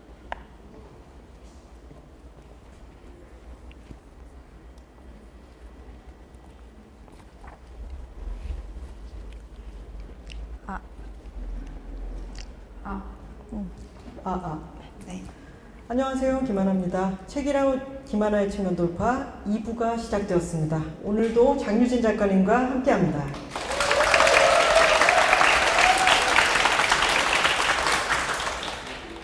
오늘도 저희는 한국문학번역원의 특별 전시 역의 전시장에서 특집 공개 방송을 진행하고 있습니다. 오늘은 소설가로서 작가님의 일상에 대해서 여쭤보려고 하는데요. 작가님의 하루 일과의 시작이 다름 아닌 글쓰기라는 소식을 들었습니다. 네. 그야말로 듣고도 믿기 힘든 그런 이야기인데요. 보통은 워밍업을 하다가 한나절을 보내버렸다 이런 이야기를 들으면서 안도감을 얻곤 하는데 하루의 시작을 냅다 글쓰기로 시작하실 수 있는 대단한데요. 그런가요? 사실 저는 그게 그렇게 믿기 힘든 이야기인가? 놀랄만한 이야기인가? 하고 제가 놀랐어요, 사실. 하루 이틀은 그럴 수 있어요. 그런가요? 근데 장편 소설을 그렇게 계속해서 매일매일 써나간다는 거는 너무 대단하게 느껴졌습니다. 그렇구나. 네. 저는 그게 사실 대단하다고 이상하다고 생각을 전혀 안 하고 있었어서 네, 그렇게 하고 있습니다. 그러면 눈 떴을 때 오늘은 정말 하기 싫다. 네. 그런 날도 분명히 있죠. 네, 있죠. 근데 그래도 해야 하니까 한다. 인가요? 그런 날은 안 하죠. 네. 그렇게 자주 안 하지는 않지만 네. 편하다. 네. 그러니까 대단한 게 아니라니까요. 그냥 디폴트가 그러니까. 그거다. 하지만 언제나 뭐 옵션을 끌 수 있다. 네. 그렇군요. 그러면 그게 그래도 하루 정도 옵션을 이제 끄고 나면은 다음 날이 되면은 이게 내가 하는 일이니까 매일매일 출근을 했던 것처럼 네. 매일매일 나는 다시 이제 어제는 좀 안 썼으니까 반성하고 오늘은 쓴다. 네. 그러면 반성도 다시- 안 해요. 그냥 이제 오늘은 또 오늘의 모든 시작이니까. 네. 작가님은 그러면 책임감이 강한 편이세요? 강한 편인 것 같아요. 네. 어떤 의뢰를 받으면은 펑크를 내거나 하신 적은 잘 없는. 그런 책임감 엄청 강한 것 같아요. 다른 책임감은 뭔가요? 다른 책임감 뭔가 모르겠다. 다른 책임감. 내가 너를 책임지겠어. 그런 이런 건 줄 식의- 알았어요. 네. 그런 것은 좀 약간 어영부영일 때도 있지만 네. 내가 마감을 약속을 해뒀으면 그건 칼같이 지켜야 된다. 그런 편인 것 같아요. 네. 회사 다니실 때도 기획자로 서비스 기획자로 일을 하셨잖아요. 네. 그러면은 수많은 사람들과 함께 협업을 하잖아요. 네. 근데 기획자라고 해서 모든 걸 딱딱 잘 스케줄링을 잘하고 이런 사람만 있는 건 아닐 것 같은데 맞아요. 근데 내가 밀리면 안 된다라고 생각하고 되게 그 일정을 그 당시에도 소설 쓰듯이 구글 스프레드시트를 켜놓고 열심히 하던 타입이셨죠? 사실 기획자라는 직업은 그 많은 사람들의 약속을 많은 직군, 많은 사람들이 내가 세운 이 기준에 따라서 다른 사람 약속을 지켜야 하는 상황이기 때문에 저는 당연히 잘 지켜야죠. 네. 그러면 이건 그냥 궁금해서 여쭤보는 건데 네. 일을 해야 되는데 지금 여기서 정체가 생겨가지고 스케줄이 계속해서 밀리고 있는데도 아웃풋이 안 나오고 네. 작가님이 보시기에는 이거 좀 더 해야 될 것 같은데 안 하고 있다. 네. 이럴 때 쓰셨던 그것을 푸시하거나 아니면 아웃풋을 끌어내기 위한 작가님만의 어떤 방책 같은 게 있었어요? 그냥 윗사람한테 보고해야죠. 아, 이때까지 하기로 했는데 지금 여기 문제 생겨서 안 되고 있다. 일정 미뤄야 될 것 같다. 꼰지른다. 꼰지른다. 라고 할 수 있는 아니, 그렇게 해야죠. 라기보다는 당연히 해야 할 일이죠. 네. 그러면은 스스로의 지금은 말하자면은 1인 회사라고 말하기는 그렇지만 네. 1인 조직으로서 지금 이 작업 프로젝트를 하고 계신 거잖아요. 네. 그러면 그리고 이 책은 어떤 기획자스러움 같은 게 또 느껴지잖아요.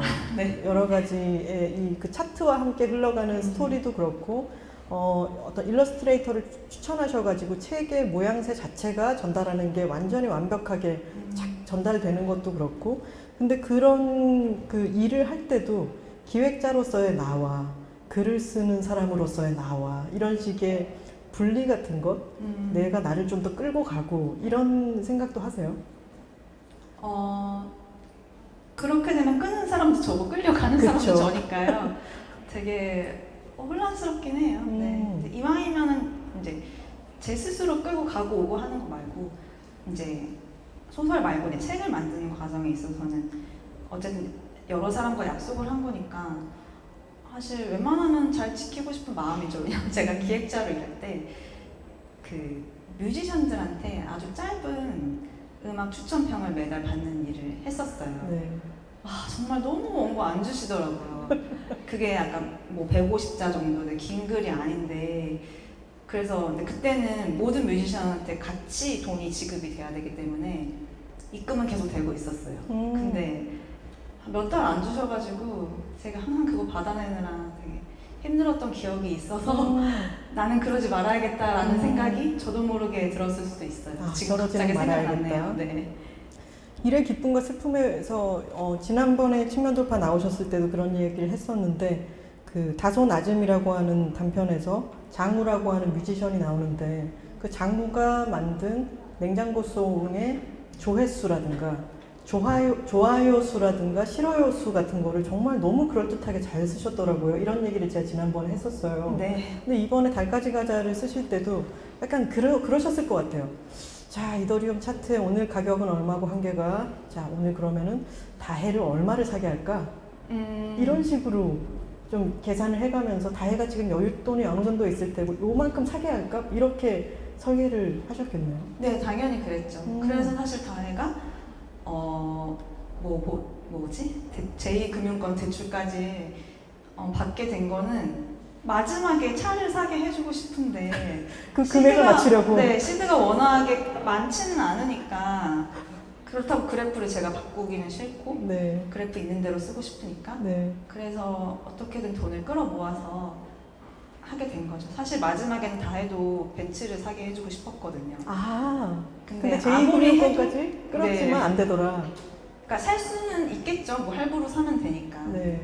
그거는 조금 오바인 것 같아서 네, 국산차로 바꿨습니다. 그 부분이 살짝 아리까리하기도 하죠. 그 브랜드가 나와 있지는 않으니까. 네, 근데 벤츠를 원래는 사주고 싶었다. 네, 세 명한테 다. 네, 그랬는데 은상 언니는 벤츠를 사는데 이 클래스를 타는데 성공하고 지송이와 다혜는 국산 새로 나온 SUV를 사서 네. 셋이 같이 차를 몰고 쫙 질주하잖아요. 네. 저는 그 장면 이미 본 것 같아요. 아, 정말요? 네. 그리고 이 소설은 너무 뭐랄까 그 어떤 장면들이 눈앞에 그려지는 게 많아서 나중에 틀림없이 영화가 되거나 드라마가 되거나 하지 않을까 싶습니다. 지금 도사님 같으신데요. 하나 도사님. 그렇게 된다, 그치? 아니 근데 그 은상 언니가 저 언니 지금 남자 생겼나 싶어가지고 다혜랑 지송이가 이렇게 커피빈 기차칸에서 지켜보고 있을 때도 혼자 이렇게 폰을 열었다가 네. 저는 그 묘사가 너무 좋아요. 너무 깜짝 놀랐어요. 손을 이렇게 가렸다가 네. 입술을 안 보이게 안으로 넣고 네. 그렇지만 입꼬리는 숨길 수 없이 네. 이러다가 다시 이제 패딩 안에다가 네. 그 휴대폰을 넣고 이런 장면이 있는데 저는 그 장면의 그 간단한 묘사만 봐도 저 사람 뭔가 쉽게 밖으로 얘기하기는 좀 어렵지만 되게 좋은 일이 있다. 네. 이런 게 그 표정 묘사, 동작 묘사로 너무 알겠더라고요. 아, 네. 너무 재밌었어요. 그래서 감사합니다. 마지막에 차를 셋이서 이렇게 쫙 달리는 장면은 그 셋이 한 차를 탄 게 아니라 각자의 핸들, 네. 각자의 엑셀을 밟는다라고 하는 네. 부분이 있었잖아요. 네. 그것은 이 세 명이 이제 새로운 가능성을 달고 질주하는 것인데 네. 이 장면을 마지막으로 해야겠다라고 처음부터 생각하셨어요? 네. 사실상 이 장면을 향해서 달려온 거예요. 네. 그게 먼저 이제 이더리움으로 글을 써야겠다라고 생각하시면서 마지막은 이거야 라고 네. 생각하셨군요. 네. 아, 너무 좋다. 그거를 밀어붙이신 거잖아요. 네, 그렇죠. 자, 다시 작가님 일상으로 돌아가자면 작가도 창작 노동을 하는 엄연한 노동자지 않습니까? 네, 그렇죠. 네, 그렇기는 하지만 예전에 직장인으로서 월급을 받으면서 했던 노동과는 조금 다른 점이 있지 않을까. 그 부분이 좀 궁금해요. 본질적으로는 같다고 생각을 하는데요. 좀 다른 점이 있다면, 책을 만들 때는 아니지만 어쨌든 소설을 쓰는 작업만 생각을 하면 오롯이 나 혼자 하는 작업이라는 것이 다르죠. 그리고 직장에서 하는 일은 내가 아니어도 누군가가 나를 쏙 빼고 누군가가 다른 그 자리에 있었어도 비슷하거나 어쩔 때는 완전히 똑같은 결과가 나올 수도 있는데 사실 이거는 다른 누가 아니라 바로 다름 아닌 내가 작업을 했기 때문에 이런 작업 결과물이 나온 거잖아요, 소설은. 그래서 그런 고유성이 가장 다른 점인 것 같고 그게 사실 대체로는 좋지만 때로는 그게 또 힘들기도 하고 그래서 다 장단점이 좀 있는 것 같아요.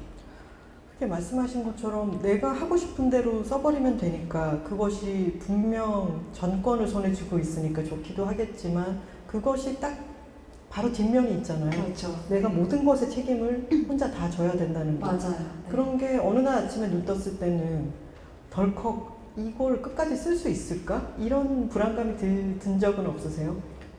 당연히 계속 그런 불안감은 항상 드는 것 같아요. 음. 단편을 쓸 때도 그렇고 장편을 쓸 때도 그렇고 특히 앞부분을 쓸 때 뭔지 그러니까 갈 길은 먼데 아직 얼마 가지 않았을 때는 사실 그런 생각은 항상 하는 것 같아요. 한 절반 정도 가면은 아 이거 끝낼 수는 있겠다 이런 감이 네, 그렇죠. 그런 거죠. 한참 도보 여행을 할 때 한참 걸어갔다가 지도를 보면 내가 이거 끝까지 갈 수 있을까 싶은데 맞아요. 중간쯤 와서 뒤를 이제 돌아보면은 너무나 많이 걸어갔기 때문에 앞으로도 갈 수 있겠다라는 느낌. 네, 그것은 자기 스스로에게 매일매일 조금씩 쌓아나가면서 주는 거겠네요. 정말로. 네, 네. 하지만 계속해서 익숙해지지는 않고 네. 매번 공포감은 찾아올 테고 작가님이 계산을 잘못하셔가지고 이 책 나오고 나서 아주 바쁜 와중에 계속 마감을 하셔야 된다는 소문을 들었습니다. 아, 네, 네. 그거는 계속 공포감을 느끼면서 하고 계신가요? 네, 그렇죠. 그거는 뭐 계속 어쩔 수 없이 가져가야 되는 건 것 같아요. 그러면 좀 궁금한 게 글감은 많이 쌓여 있을까요? 사실 저는 그때그때 그날에 마감을 할 뿐이기 때문에 뭐 쌓아놓고 이걸 좀 하면 이번엔 이걸 꺼내봐야지 이렇게 하는 게 아니라 그때그때 차오르는 걸 빼준다는 약간 느낌인 것 같아요. 네. 일단 닥치고 나서 네. 어떡하지? 이번 뭘 쓰지? 하다가 떠오르는 것들. 아, 네, 그렇죠. 네. 아, 그때 있는 거. 여기 있다. 이거 빨리. 눈에 이더리움이 보이면 이더리움을 네, 쓸 것이요. 이런 손에 잡히는 거. 손에 네, 잡히는 네. 대로. 그러면은 지금까지 내가 손에 잡히는 것, 내가 관심을 막연히 두고 있던 것으로 썼는데 언젠가 이게 바닥나면 어떡하지? 라고 하는 불안감 같은 것은 사실은 어떤 사람들에게는 경제적 불안감이 되게 크게 느끼는 사람도 있을 테고 어떤 불안감이 조금씩 다 다르잖아요. 근데 네. 작가님께는 예전에도 메모를 그렇게 많이 하는 편도 아니고 지금도 뭔가를 쌓아놓는 편은 아니다라고 말씀을 하셨는데 네. 그렇다면은 내가 그때그때 뭔가를 잘 집어내기 위해서라도 하는 활동 같은 게 따로 있을까요? 아, 없는데 어떡하지? 막 사는 타입이세요? 네. 막 사는 타입이세요? 아니, 미래를 많이 생각을 안 하는 것 같아요. 현재적으로. 그래서 네. 어떻게든 되겠지. 그냥 오늘 하루 열심히 살자. 라는 스타일이라서 네. 아, 대신 책을 많이 읽어야겠죠. 당연히 그거는. 네. 책을 많이 읽는다고는 말씀 안 하시고 읽어야겠죠라고 말씀하셨네요. 책을 많이 읽는 거가 될 수 있을 것 같네요. 답변이 될 수 있을 것 같아요. 글쓰기로 하루를 시작하시고 그 뒤에 오후 시간은 반차를 낸 직장인처럼 보내신다라고 들었습니다. 아, 네. 그렇다면 이 시간에는 보통 다른 사람이 쓴 책들을 읽거나 그렇게 활용을 하시나요? 네, 그렇죠. 다른 사람이 쓴 이야기를 읽고 요즘은 또 운동을 되게 많이 해요. 요즘. 아, 그래요? 어떤 네. 운동 하시나요? 책 읽는 걸 빼면 그냥 웨이트? 음. 제가 살아생전 운동을 해본 적이 없는데 작년부터 좀 시작을 해가지고 지금은 약간 재미를 붙이는 단계까지 와서 요즘은 이제 오후 시간에는 운동을 하러 많이 가는 편이에요. 운동을 평생 안 하시다가 시작했는데 그 시작하신 뭐 웨이트라든가 이런 게 좀 맞는 편이셨나 봐요. 사실 맞지는 않은데 제가 뭐 그걸로 뭐 대단한 대회에 나가거나 뭐 이럴 건 아니니까 그냥 어제 못하던 걸 오늘 할 수 있게 되고 어제 못 들던 거 들 수 있게 되고 그런 게 재밌더라고요. 뭐 달리기를 해도 기록이 조금씩 좋아지고 그래서 네 그런 재미를 느끼고 있어요. 그런 재미를. 그러면 운동 말고 그리고 책 읽는 거 말고는 오후 시간을 보내는 또 하나의 뭔가가 있다면 어떤 걸까요? 그거 두 개 하면은 그냥 다 가는 것 같아요. 작가님은 멍 때리기 잘하세요? 네. 아, 아주 서슴없이 내라고 대답을 하시는데 네. 그러면은 되게 혼자 있으실 때 뭔가를 틀어놓거나 뭔가 앞에 뭐가 눈앞에 왔다 갔다 하지 않아도 좀 가만히 있는 시간을 잘 보내는 타입이세요? 네, 혼자 생각을 되게 많이 하는 것 같아요. 말씀하신 것처럼. 꼬리에 꼬리를 무는 생각들이 많고 그게 뭐 소설이 되기도 하고 근데 운동을 하면 좋은 게 네. 사실 그런 생각이 또 뭐 너무 많아도 피곤해요. 그럼요. 그래서 운동을 할 때는 정말 그 순간만큼은 그런 게 싹 사라져요. 싹 사라지고 진짜 이 몸에만 집중을 하게 돼서 그래서 또 운동이 더 재밌나? 라는 생각이 들더라고요. 불면은 어떻게 되어가고 있나요? 제가 평생을 불면이 무슨 감정인지 잘 모를 정도로 잠을 잘 자는 타입이었는데 작가가 되고 나서 불면이 생겼어요. 그래서 네 아주 자주는 아니지만 일주일에 2번 정도는 잠을 잘 못 자가지고 극복을 하려고 노력을 하고 있습니다.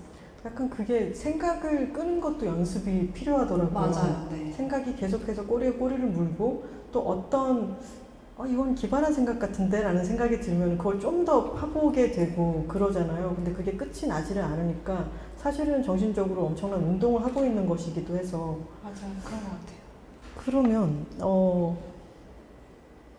이제는 전업 작가가 되셨는데 전업 작가라는 상태에 인생 가성비는 어떠신 것 같나요? 어떤 점이 이득이고 어떤 점이 아쉬우신지 나중에 이 말씀은 얼마든지 바뀔 수 있으니까 딱 현재 시점에서 느끼는 것들을 말씀을 해주시면 좋겠습니다. 사실 이 질문을 받고 인생 가성비라는 게 사실 뭔지 잘 모르겠더라고요. 왜냐면 가성비라는 거는 뭔가 결과가 나와야 내가 죽어야 알 수 있는 게 아닌가 인생이 끝나야 가성비가 어땠는지 알 수 있는 게 아닌가 라는 생각이 들어가지고 잘 모르겠고 그냥 그 어감만 가지고 어울리는 대답을 해보면 대출이 잘 안 돼요. 은행에서. 맞습니다. 네, 회사 다닐 때랑 비교해보면 금융기관에서 저를 잘 믿어주질 않더라고요. 그 전에 비해 한마디로 신용이 안 좋아졌다는 거죠. 그런 단점이 있고 그런 걸 포함해서 이제 장단점을 말해보면 제가 이제 그런 질문을 굉장히 많이 받는데 제가 항상 하는 얘기가 방사형 그래프 얘기를 해요. 직장인의 방사형 그래프는 훨씬 더 균형 잡히고 예쁘고 전체 면적도 더 넓지만 장점을 찍은 그 방사형 그래프를 보면 소설가, 작가의 방사형 그래프는 굉장히 찌그러져 있고 불균형하지만 그래도 어떤 하나의 항목 아까 제가 말씀드렸던 그 고유성 그 항목이 만점? 때로는 그 뚫고 나가 있을 정도로 점수가 높기 때문에 그런대로 또 불균형하고 찌그러진 상태지만 잘 살아가고 있습니다. 그 방사형 그래프라는 게 동그라미 이렇게 있고 오각형일 때도 있고 육각형일 때도 있고 네, 이렇게 뭐 들어가는 네. 마이너스가 될 때도 네. 있는 그 그래프인 거죠. 네. 근데 이 작가로서는 좋은 점이 아주 극단으로 좋고 네. 그리고 모양새는 좀 어그러져 있을 수도 있지만 네. 그것이 또 어떤 만족감을 크게 주고 있다. 네, 이런 맞아요. 점인 거죠. 네.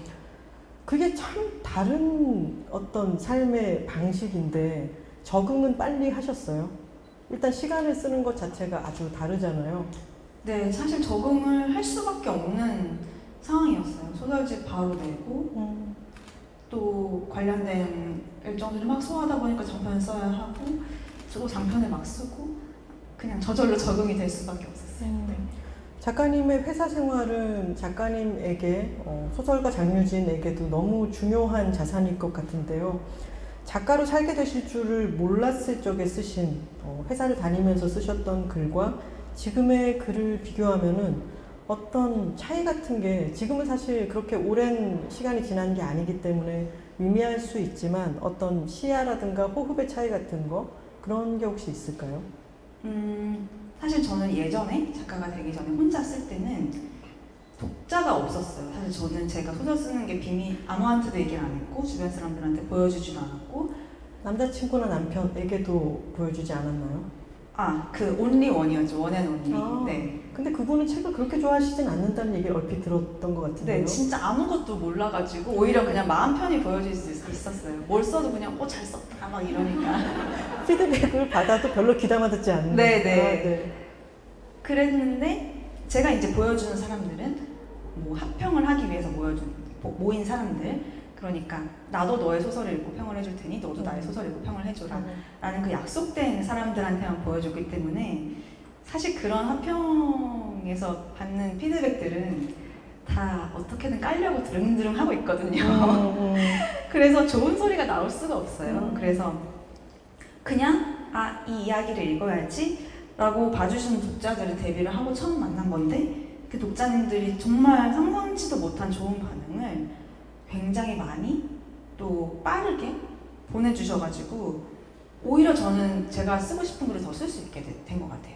이게 독자들의 반응이 나의 부스터 같은 게 된 거군요. 네, 오히려 스스로에 대한 의심도 덜하게 되고 위축도 덜 되고. 합평이라고 하는 것은 아주 혹독한 과정일 것 같아요. 저처럼 유리멘탈인 사람은 합평을 뭔가를 꺼내 놓는 것 자체도 너무 긴장될 것 같고 네. 그리고 어떤 뼈아픈 얘기를 들으면 그게 너무 잊혀지지가 않아서 맞아요. 다음에 글을 쓸 때 계속 그게 머릿속에 맴돌 것 같기도 한데 그러면은 그런 합평을 했을 때 기억에 남는 그게 좋은 것이든 나쁜 것이든 기억에 남는 한마디 같은 게 혹시 있으신가요? 기억에 남는 한마디? 갑자기 질문 드려서 죄송해요. 소설 그렇게 쓰는 거 아니야?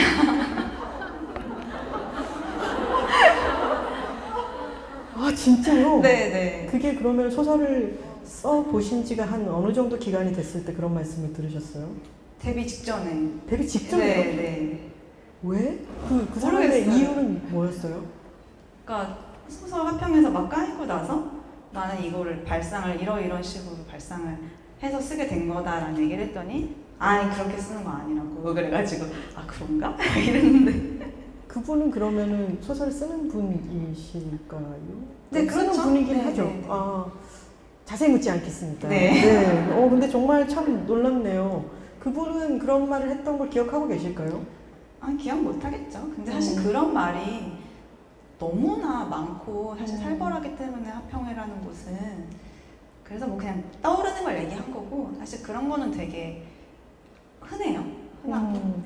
그러면은 합평 때가 됐든 아니면 지금의 독자님들의 반응이 되었든 어떤 반응을 들었을 때가 하루가 좀 잘 가고 기분이 좋고 그러신지도 궁금합니다. 그거 약간 정세환 작가님 추천서랑 비슷한 것 같아요. 이거는 그냥 이름 가려도 누가 쓴지 알겠고 특징이 있다. 너만의 특징이 있다. 라는 이야기를 들었을 때 기분 좋았던 것 같아요. 그렇다면은 장유진 소설이라고 하는 것의 특징은 대충 어떻다고 파악을 하고 계신가요? 사실 이 질문에 사실 답하기가 되게 어려운데 그냥 이건 것 같아요. 그냥 이건 것 같아요. 그냥 뭔가 말로 설명하기 너무 어렵고 그냥 요거다. 하기야 사실 내가 어떻게 되고 싶다라든가 어떤 색깔을 가지고 있는 것 같다라는 것이 진짜 이거죠. 그런 거를 표현하고 만듦새를 내가 다 관장해서 꺼내놓은 결과물이 이것인 거니까 그리고 책을 읽은 사람이라면은 어떤 특유의 뉘앙스, 그 고유성이라고 하는 것을 정말 캐치하지 못할 수가 없는 그런 소설이죠.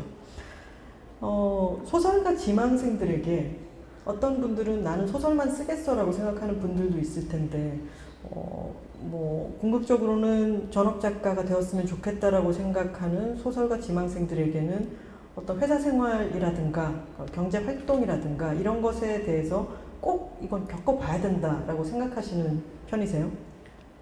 아니요, 그렇진 않아요. 뭐 각자 자기만의 글을 쓰는 거니까 뭐 이런 경험을 꼭 해봐야 쓸 수 있다. 사실 이런 말은 뭐 저도 그렇고 다른 사람도 그렇고 할 수 있는 말은 아닌 것 같아요. 그러면은 만약에 조언을 누군가가 구한다면은 어떤 이야기를 들려주실 수가 있을까요? 아까의 얘기랑 좀 연결해서 대답을 해보면 자기가 쓰고 싶은 글을 써야겠죠. 그러니까 전업 작가까지 희망한다면 어쨌든 글쓰기를 계속 하고 계신 분일 텐데 다른 사람의 아까 저처럼 다른 사람의 평가나 틀에 너무 맞추기보다는 사실 작가가 뭐 어디서 데뷔를 하고 어디서 책을 내고 그래야 작가가 되는 게 아니라 자기만 쓸 수 있는 글을 쓰고 있다면 사실 이미 작가라고 생각을 하거든요. 그래서 이미 글을 쓰고 있는 분이라면 자기가 자신의 글만이 가진 어떤 독특함이나 새로움의 미덕을 좀 믿어봐 주는 것도 좋을 것 같아요. 그게 분명 필요한데 참 쉽지는 네. 않겠죠. 네. 근데 그게 너무 신기한 것 같아요. 소설 그렇게 쓰는 게 아니야. 그렇게 쓰는 거 아니야. 이런 말을 듣기도 하고, 그리고 내가 이걸 세상에 꺼내놨을 때 세상에 어떤 반응을 보일지도 모르는데 내가 쓰고 싶은 것이 이것이고 나는 이걸 계속해서 쓸 테다, 내놓을 테다 라고 하는 마음을 다잡는 것 자체가 저는 아주 어려운 일인 것 같아요. 맞아요. 때로는 어떤 말을 털어내기도 해야 되고 내 스스로가 이것이 다른 사람의 어떤 의견과 상관없이 이것은 내가 쓰고 싶다라고 하는 거를 더 나 스스로에게 귀를 기울여 주기도 해야 되고 그 부분을 마음을 관리하는 것도 아주 중요한 일일 것 같습니다. 약간 뜬금없는 질문일 수 있는데요. 얼마 전에 윤여정 배우님이 큰 상을 타셨잖아요. 네. 근데 그 전에 이제 미나리를 놓고 봉준호 감독이랑 인터넷 화상으로 인터뷰를 하다가 봉준호 감독, 임상수 감독 이런 사람들이 이렇게 삐딱한 게 그게 사회학을 전공해서 그래 이런 얘기를 하셨어요. 네. 그런데 마침 봉준호, 임상수 감독이랑 같은 학교 같은 과를 나오신 네, 맞아요. 우리 장유진 작가님도 학부에서 사회학을 이제 전공을 하셨는데 혹시 이 학부의 전공이 작가님의 세계관에 끼친 영향이 궁금합니다. 사실 저도 그 장면이 너무 웃겨가지고 그 윤여정 배우님의 표정과 그 봉준호 감독님의 약간 벙찐 표정이 너무 웃겨가지고 저도 그 짤을 저장을 해놨거든요. 사회학과 친구들하고 보려고. 근데 사실 예전에 이제 사회학과 학부생 때 봉준호 감독님 뭐 그때도 유명하셨으니까 인터뷰를 보면은 항상 그런 질문 받으시면 나는 사회학 잘 모른다. 전공만 했지 뭐. 난 영화 공부하느라 수업도 잘 열심히 안 들었다. 약간 이런 식으로 딱 칼같이 말씀하셔가지고 막 서운하기도 하고. 왜냐면 사회학과 나온 사람 중에 그렇게 성공하신 분이 없어요. 그 사람들이 다 삐딱해서 그래요. 사회학을 전공해서 그래요. 사실 저는 사회학 공부가 너무 재밌었고 좋아했고 또 영향을 미친 건 맞는데 그 선후관계가 다른 것 같아요. 그러니까 사회학을 전공해서 저의 세계관에 영향을 미친 게 아니라 그러니까 제가 그런 사람이라서 사회학을 전공하고 좋아했던 것 같아요. 그러니까 제가 원래 사회학과스러운 사람이라서 사회학을 전공한 것 같고 세상에 나를 위한 학과가 있구나. 그런 식인 거죠. 나는 사회가 어떻게 돌아가는지 그런 것을 뭐 이렇게 연구해보고 관찰하고 이런 것을 원래 좋아하는 속성이 있었다. 네, 그래서 반대 방향인 것 같아요. 오히려. 네. 반대 방향이라고요? 사회학을 전공해서 제가 이렇게 된 게 아니라. 그렇군요. 그러면 학교에 다니면서 학과 수업을 듣거나 할 때 어떤 내가 딱 맞는 전공을 택했구나라고 하는 즐거움 같은 것들이 크게 있었겠네요. 네, 있었죠. 학기 초마다 실라버스 그러니까 시간표 짜면서 두근두근하고 그랬었어요. 진짜요? 네. 이런 분 만나본 지가 정말 오래된 것 같아가지고 그러셨군요. 근데 뭐랄까요, 봉준호 감독의 영화를 보면서 사회학을 전공이라서 그래요 했을 때 뭐라 말할 수 없이 좀 그런 것 같은 느낌처럼 장유신 작가님의 책을 봐도 이 사람이 사회학을 전공했대라고 누군가가 얘기한다면 뭔가 맞닿는 게 있는 것 같아 라고 느끼게 되는데, 그것은 그 천성과 전공을 떠나가지고 그런 쪽에 관심이 있는 것이 이야기로도 똑같이 드러나게 되는 거로군요. 네. 기질 같은 네. 게 그런 쪽이 맞다. 네. 그렇다면은 어떤 이야기를 할 때, 내가 소설을 쓸 때 그것이 어떤 개인의 감정이라든가 아주 내밀한 내면의 세계 쪽으로 들어가기보다는 작가님의 어떤 화살표 같은 것은 좀 대사회적인 것으로 있을 확률이 더 클까요?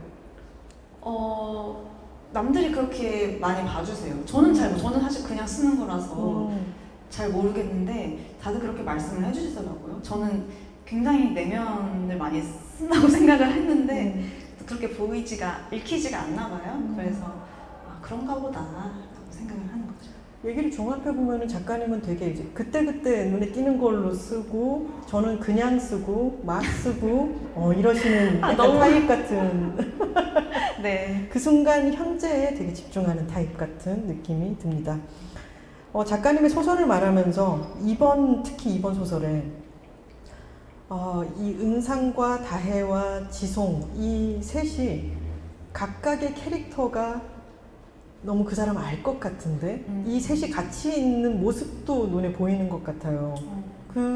그래서 이 셋이 또 서로 간에 이런 말을 하잖아요. 은상 언니가 우리 같은 애들은 이라고 얘기하고, 우리 같은 애들은 인생 노답이야 라는 얘기를 할 때도 있고, 근데 이 다혜가 이런 말을 하죠. 다른 사람을 봤을 때 대화에 나오는 여러 실마리들을 가지고 저 사람의 어떤 스테이터스랄까요? 어떤 높이 정도를 파악하고 나서 자기 스스로를 그 아래로 넣는 것에 익숙해 있던 사람이었고, 근데 은상 언니를 만났을 때 언니가 우리 같은 애들이라고 말하자 그것이 아프면서도 좋았다라고 표현하는 부분이 있죠. 그리고 이 은상과 다혜가 지송이를 볼 때 너도 같이 탔으면 좋겠다라서 너만 그냥, 사실은 자기들이 뭔가 투자해가지고 이윤을 보고 지송이와 별개로 생각할 수도 있지만 너도 같이 좀 했으면 좋겠다라는 마음이 크다고. 근데 네. 그것은 그 아주 끈끈한 연대감 같은 게 이 B03에게는 있어요. 네. 그래서 맨 마지막에 셋이 같이 자동차를 몰고 가는 장면에서도 엄청난 어떤 카타르시스 같은 게 느껴지는데, 혹시 작가님의 일상이든 아니면 예전에 생활에서든 다른 여성들과의 연대 같은 것을 경험하실 때가 있는지, 기억나시는 순간이 있는지?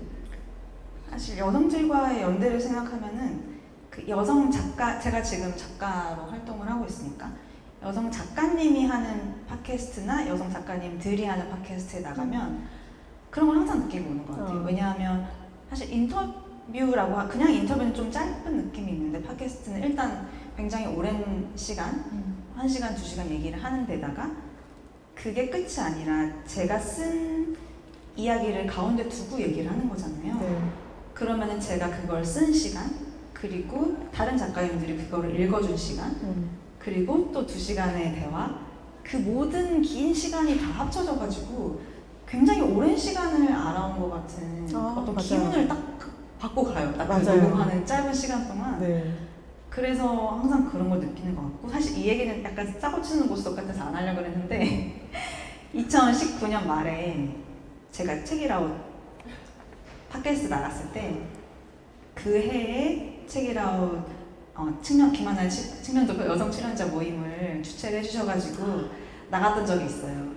사실 그때 그런 느낌, 연대를 되게 많이 느꼈고, 사실 그때 제가 전업작가로 막 시작을 하던 시기였는데 사실상 그때 기억으로 지금까지 이 활동을 하고 있는 것 같아요. 그 정도로 정말 짜고 치는 것 같은데요? 정말로. 그래서 사실 그런 거 사실 기획하기가 어렵잖아요. 그냥 우리 뭐 일래 이런 것도 아니고 딱 이렇게 어쨌든 하나의 기획이라서 그런 걸 사실 기획해 주셔서 감사하다는 말씀 드리고 싶었어요. 약간 화끈한데 제가 쓴 질문은 아니에요. 네. 네, 여기에 제가 쓴 질문도 있지만 아까 말씀하신 것처럼 너무 짜고 치는 고스톱 거가 아닙니다. 될까봐. 네. 어느 단편에 그런 내용이 나옵니다. 소설 같은 거 아무도 안 본다, 아무것도 아니다 라는 말을 하니까 어떤 캐릭터가, 등장인물이 그래도 나한테는 이게 제일 귀하고 중요해 라고 하죠. 작가님도 이런 생각 하신 적이 있나요? 아무도 소설에 관심 없어 라고 생각하다가 그래도 나한테는 소설이 제일 중요해 라는 생각이 들고 그런 왔다 갔다 했던 그런 마음 같은 게 기억이 날 때가 있으실까요? 네. 항상 그렇죠. 지금도 그렇고요. 특히 데뷔를 하기 전에는 더더욱 그랬던 것 같아요. 왜냐면은 저는 일하면서 소설을 썼는데 그 소설, 문학, 책과는 전혀 관련 없는 분야에서 일을 했어가지고 조금 동떨어지고 외로운 느낌도 있었고 그런 분야에서 일하면서 물론 즐기기도 하고 만족하기도 했지만 그냥 문득문득 되게 허무해지거나 뭐 모멸감을 느끼는 일도 있고 힘 빠진 일들이 없을 수는 없으니까 이제 그런 일들이 생길 때마다 아 나에게는 소설이 있어. 그게 약간 마법의 주문 같은 거였어요. 소설이 있으니까 뭐 다 괜찮아. 다 참을 수 있다. 그래서 그런 마법의 주문 같은 거. 그러니까 마음이 결국 돌아갈 집 같은 거였던 것 같아요. 네. 약간 작가들에게는 특히 다른 일을 하든 안 하든 간에 다른 한 겹이 레이어가 더 있는 것 같아요. 실제로 내가 겪는 경험들의 레이어가 있고 그것이 글이 되는 레이어 또는 언젠가는 이런 것이 내 안에 이렇게 쌓여 있다가 글로 나타나는 어떤 주제가 됐든 뭐가 됐든이 다시 그런 곳으로 흐름 속에 계속 뭔가가 들어가고 있는 게 아닐까라는 생각이 들어요. 근데 그런 것은 나중에 소설로 되어 나오든 아니든 간에 그래서 소설이 좋은 반응을 얻든 아니든 간에 나에게는 너무 귀중한 것이겠죠. 어떤 고마움 같은 거를 느끼실 때도 있나요? 내가 글을 쓰고 있다는 것에 대해서? 그렇죠. 문득문득 떠올리면 항상 고맙죠. 네. 근데 작가도 이제 독자들과 평단으로부터 숱한 평가를 받고 그 속에서 흔들리기도 하는데 아까 너무 충격적인 말을 들어가지고 저는 아직까지 약간 띵 이러고 있는 것 같은데 그런 좀 너무 왜 이렇게까지 할까 또는 내가 이렇게까지 뭘 잘못했나 내가 잘못된 길로 가고 있나 이런 생각이 드는 평가 같은 거를 받을 때도 있을 거잖아요. 근데 그럴 때는 어떻게 중심을 잡으시나요? 저 중심 잘 못 잡아요. 서퍼처럼 사시는 우리 장유진 작가님이었습니다. 파도가 오면 오는 대로 요놈을 어떻게 탈 것인가 그것만 생각한다. 사실 이 질문에 이렇게 대답해도 될지 모르겠는데 사실 저도 되게 미약하고 미혹한 인간이에요. 그냥 그래서 더구나 작가로 이제 막 시작을 했기 때문에 저도 당연히 중심 못 잡고 흔들리고요. 다만 제가 현재 이렇게 중심을 잡을 수 있는 거는 그러니까 저는 되게 얇은 나뭇가지 혹은 묘목처럼 흔들릴 수 있지만 작가로서 저를 둘러싸고 있는 모든 환경들이 저절로 중심을 잡게 해줬어요. 그러니까 그게 어떤 거냐면 일단 저는 기본적으로 제가 쓰고 싶은 거, 제가 하고 싶은 걸 하죠. 왜냐하면 제가 지금 일단 할 수 있는 게 그거고 또 그러려고 직업까지 바꾼 거니까요. 쓰고 싶은 거 쓰려고. 근데 그렇게 했을 때 뭐 문학계 안에서 밖에서 출판계 안에서 밖에서 국내에서 국외에서 되게 긍정적인 시그널들이 계속 오고 있어요. 좋다. 너가 지금 하고 싶은 거 하는 거 잘하고 있다. 이런 시그널들이 계속 오니까 그런 것들이 저를 딱 받쳐주고 있어서 저절로 중심을 잡을 수 있었던 것 같고 사실 제가 이 말을 할 때마다 다른 데서도 한 적이 있는데 조금 약간 재수없게 들릴까봐 걱정이 되긴 하는데 사실 요는 제가 강인한 사람이라서 중심을 잘 잡는 게 아니라 더 좋은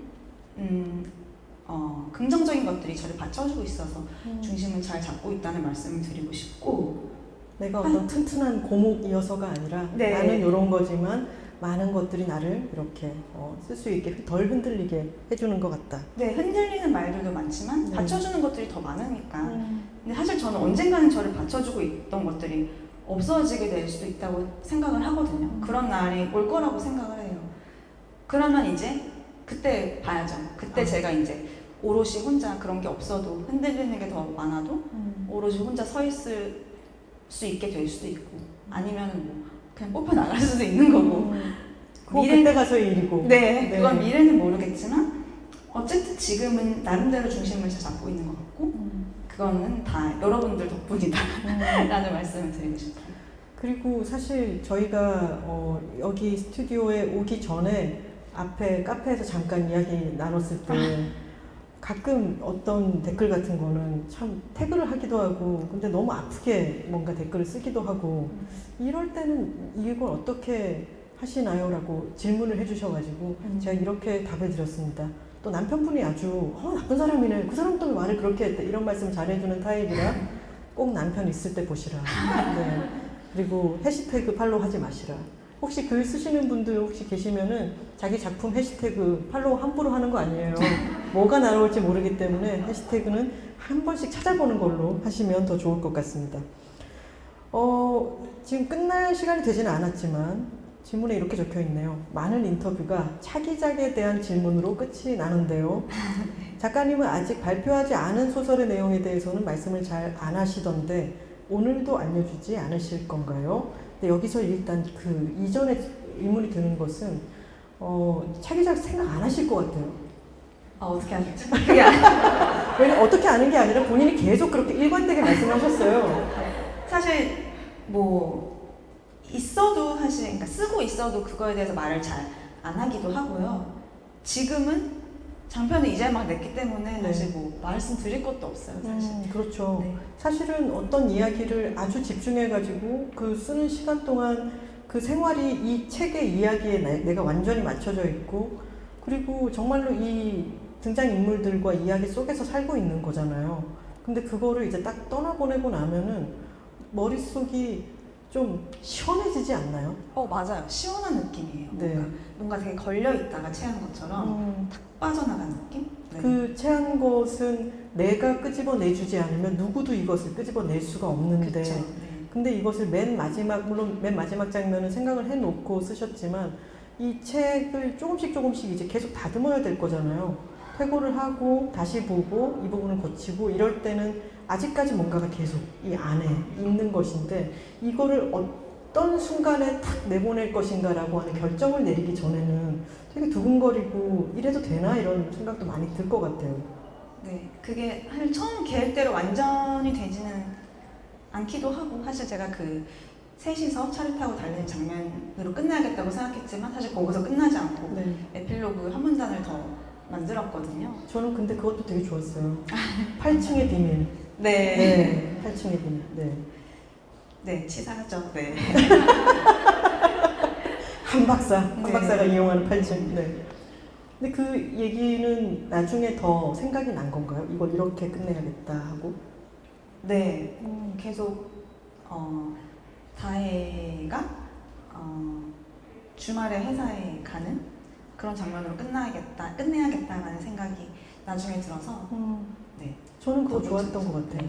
왜냐하면 달리는 장면으로만 끝냈을 때는 이들에게 부여하지 않았던 이상한 죄책감이라든가 뭔가 그런 것들이 이 독자들의 마음속에서 가시처럼 조금씩 더 커질 수도 있는데 저는 다혜의 맨 마지막 에필로그에서도 맨 마지막 문장이 굉장히 그 부분을 또 누그러뜨려 주는 게 있어서 여러모로 섬세하게 쓰인 소설이라고 생각했습니다. 감사합니다. 채널리스와의 인터뷰에서 이런 말씀을 하신 적이 있어요. 학창 시절에 항상 누군가를 좋아하고 있었다. 네. 항상 연애 감정의 흐름 속에 있었던 것 같다. 그렇다면 저는 약간 전초전을 보았거든요. 작가님이 연애 감정을 얼마나 잘 다룰 수 있는 사람인지에 대해서 일기슬에 나오는 나의 후쿠오카 가이드. 네. 저 그건 너무너무 간지럽게 보았기 때문에 만약에 작가님이 본격 연애 소설을 쓰실 계획도 있을까? 궁금합니다. 사실 이 질문 받고 되게 신기했어요. 사실 정말 아무한테도 얘기 안 하고 저 혼자 머릿속으로 그런 생각을 하고 있었거든요. 본격 연애 소설을 써봐야겠다. 네, 그러니까 구체적인 안이나 그런 거 나온 건 아니지만 그냥 막연하게 뿌옇게 떠오르는 것들이 약간 뭉글뭉글한 게 있어서 언젠가는 쓰게 되지 않을까라는 생각을 한 적이 있는데 딱 그렇게 말씀해 주셔서 신기했어요. 꼭 쓰세요. 저 그건 너무 읽고 싶어요, 진짜. 감사합니다. 네, 연애에 있어서 또 이 미묘한 어떤 감정에 왔다 갔다 하는 거를 또 얼마나 재밌게 쓰실 거예요. 이미 벌써 막 기대가 되고 있는 게 있습니다. 이 질문이 아주 막연할 수 있는데요. 지금 소설가로서 나 자신에게 바라는 게 한 가지 있다면 무엇인가요? 있습니다. 있어요? 네. 일단 처음 질문을 받으셨을 때 바로 떠오르셨어요? 아니면은 좀 막연하다가? 1초 만에 떠올랐어요. 아, 진짜요? 뭐예요? 바라는 너무 게? 단순한 거라서. 네. 충분하고 여유로운 휴식과 독서. 아, 지금은 그럴 여유가 없으시죠? 일단 일정도 너무 많고 네. 계속해서 막 쏟아지는 어떤 반응 같은 걸 보고 있는 때에는 계속 내가 약간 경랑 속에 있는 것 같으니까. 네, 맞아요. 네. 그리고 되게 현재적인 분위기도 하시지만 계획을 또 잘 짜시잖아요. 네, 맞아요. 구글 스프레드시트를 활용해 가시면서 네. 지금 그렇다면은 그런 충분한 여유를 가질 수 있는 빠른 시기, 가장 빠른 시기는 언제쯤 될까요? 하반기는 좀 일정을 많이 줄이고 좀 여유롭게 보내고 싶다는 계획이 있습니다. 소설가의 일정이라고 하는 것은 어떤 식으로 이루어집니까? 어떤 청탁을 받았을 때 그걸로 이때는 뭘 써야 되고 이런 식으로 네, 뭔가 그렇죠. 말뚝이 네, 놓이는 네, 건가요? 네, 말뚝 맞습니다. 네, 정확합니다. 그렇죠. 네. 그걸 일단 자기 손으로 알겠습니다, 쓸게요라고 하면서 말뚝을 스스로 꽂게 되는 거잖아요. 그렇죠. 네. 그리고 나중에 후회하죠. 네. 말뚝 앞에서 울면서. 네. 내가 이걸 왜 그때 꽂았을까? 그렇죠. 근데 그것을 이제는 계속해서 그렇게 할 수도 없는 것이고 이게 내가 쓰는 것이 물론 쌓아두지 않으신다 하더라도 힘에 부치는 때가 오고 뭔가 지금은 좀 더 글이 고이는 시간이 필요하다라고 느낄 때가 있을 텐데 그렇다면 미리미리 좀 대비를 하셔야 될 테고 그런 마음을 먹으신 거로군요. 네, 맞아요. 딱 정확해요. 네. 그러면 한 그 기간은 얼마쯤 누렸으면 좋겠다라고 생각하시나요? 달까지 가자에 보면은 다혜가 정말 바라는 게 내가 이걸 바라는 게 그렇게 과한 걸까? 내가 창밖을 봤을 때 나무가 두억으로 보이고 그리고 회사를 안 다니는 딱 1년만 있었으면 좋겠다. 네. 하지만 그러려면 돈이 너무 많이 들겠지? 네. 내가 너무 과하게 바라는 걸까? 이렇게 생각하는 부분이 있는데 작가님께 만약에 스스로에게 어떤 휴가를 주신다. 너 소설과 좀 동떨어진 곳에서 운동하고 책만 읽을 수 있는 기간을 내가 너에게 주겠다라고 한다면 그 기간이 어느 정도였으면 좋겠어요? 지금은 딱 반년이었으면 좋겠어요. 반년. 네. 반년 지나면 다시 일어나가지고 눈 떠서 글 쓰고 하는 생활로 돌아갈 수 있다. 네. 두고 보겠습니다. 네.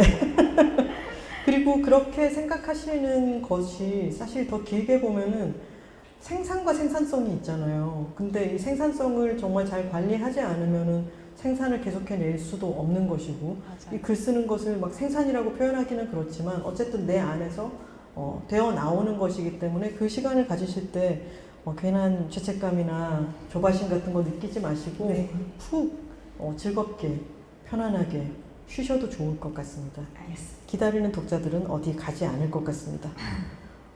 그리고 잠시만.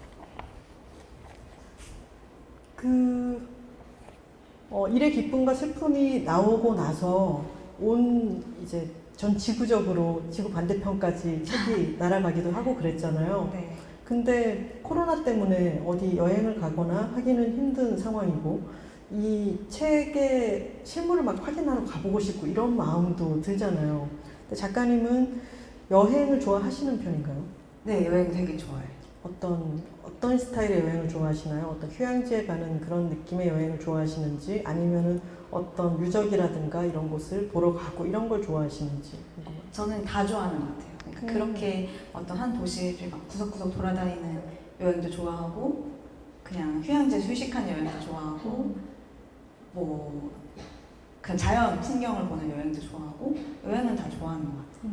이 달까지 가자에 보면은 다혜와 지송이가 어떤 마음의 교감이 일어나고 서로 이야기 나누는 중요한 배경이 어떤 숲이에요. 네. 제주도에 있는 그걸 읽기만 해도 참 그렇게 막 너무 호방하게 큰 숲은 아닌데 네. 어떤 촉촉하고 비밀이 거기에 있을 것 같은 그런 숲으로 들어가서 이야기를 나누는데 그런 숲 장면 같은 것도 이 책에서 이곳을 배경으로 선택하신 것도 저는 되게 좋더라고요. 특히나 그 돌탑 부분에서. 네. 돌탑에는 아이디어를 준 어떤 곳이 있나요? 사실 제주도에 이런 돌탑이 있는 거 아니에요. 뭐 호텔도 다 가상이고 그 큰 카페도 가상이고 이 숲도 가상이고 다 가상의 공간인데 그런 식의 돌탑을 제주가 아닌 다른 곳에서 본 적이 있어요. 그거 정확히 실제로 기억이 안 나는데. 그럼 작가님이 지송이처럼 와, 이 돌탑 좀 봐 라고 다가갔다가 네, 그렇죠. 반전이 네. 있었던 건가요? 너무 예쁘고 차곡차곡 잘 쌓아져, 그 여러 개가 잘 쌓아져 있어서 와, 이게 어떻게 이렇게 오랫동안 쌓여 있지 하고 갔는데 다 붙어 있더라고요. 그건 사실 진짜 옛날에 봤던 네. 풍경인데 그게 이렇게 소설 속에도 한 장면으로 쓰이게 될 줄은 몰랐죠, 그때는. 네. 맞아요. 그러니까 작가가 다양한 경험을 하고 그게 자신의 일상 바운더리에서든 여행을 가서든 네, 많은 맞아요. 경험을 하는 것은 아까 말씀드린 그 개울물 같은 레이어에 계속해서 뭔가가 들어가고 있는 과정일 것 같아요. 맞아요. 그러면 코로나 시기라서 혼자 계시고 그런 시간이 훨씬 더 늘어났을 텐데 갑갑하기도 하셨겠어요. 그런데 또 나름대로 적응이 되더라고요. 어쩔 수 없는 상황이기도 하고. 그리고 제가 여행을 좋아하긴 하는데 그런 것도 있어요. 세균 공포가 원래 있었거든요. 사실 약간. 네.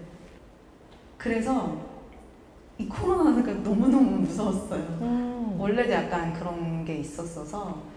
그래서 뭐 저는 또 출근을 안 하는 상황이고 사람들 만나는 걸 줄이는 게 어쨌든 최선의 방역이고, 저는 마음만 먹으면 그렇게 할 수 있잖아요, 사실. 네. 회사 안 다니는 상황이니까. 그래서 할 수 있을 때 지키자 그래서 정말 사람들 많이 안 만나고 1년 동안 집에만 틀어박혀서 지냈던 것 같아요. 근데 갑자기 이렇게 30명을 만나게 되셨네요. 작가님은 그렇다면 요리파, 청소파 중에 청소파신가요? 저는 무조건 청소파. 저를 가리키시는 이유는 뭐죠?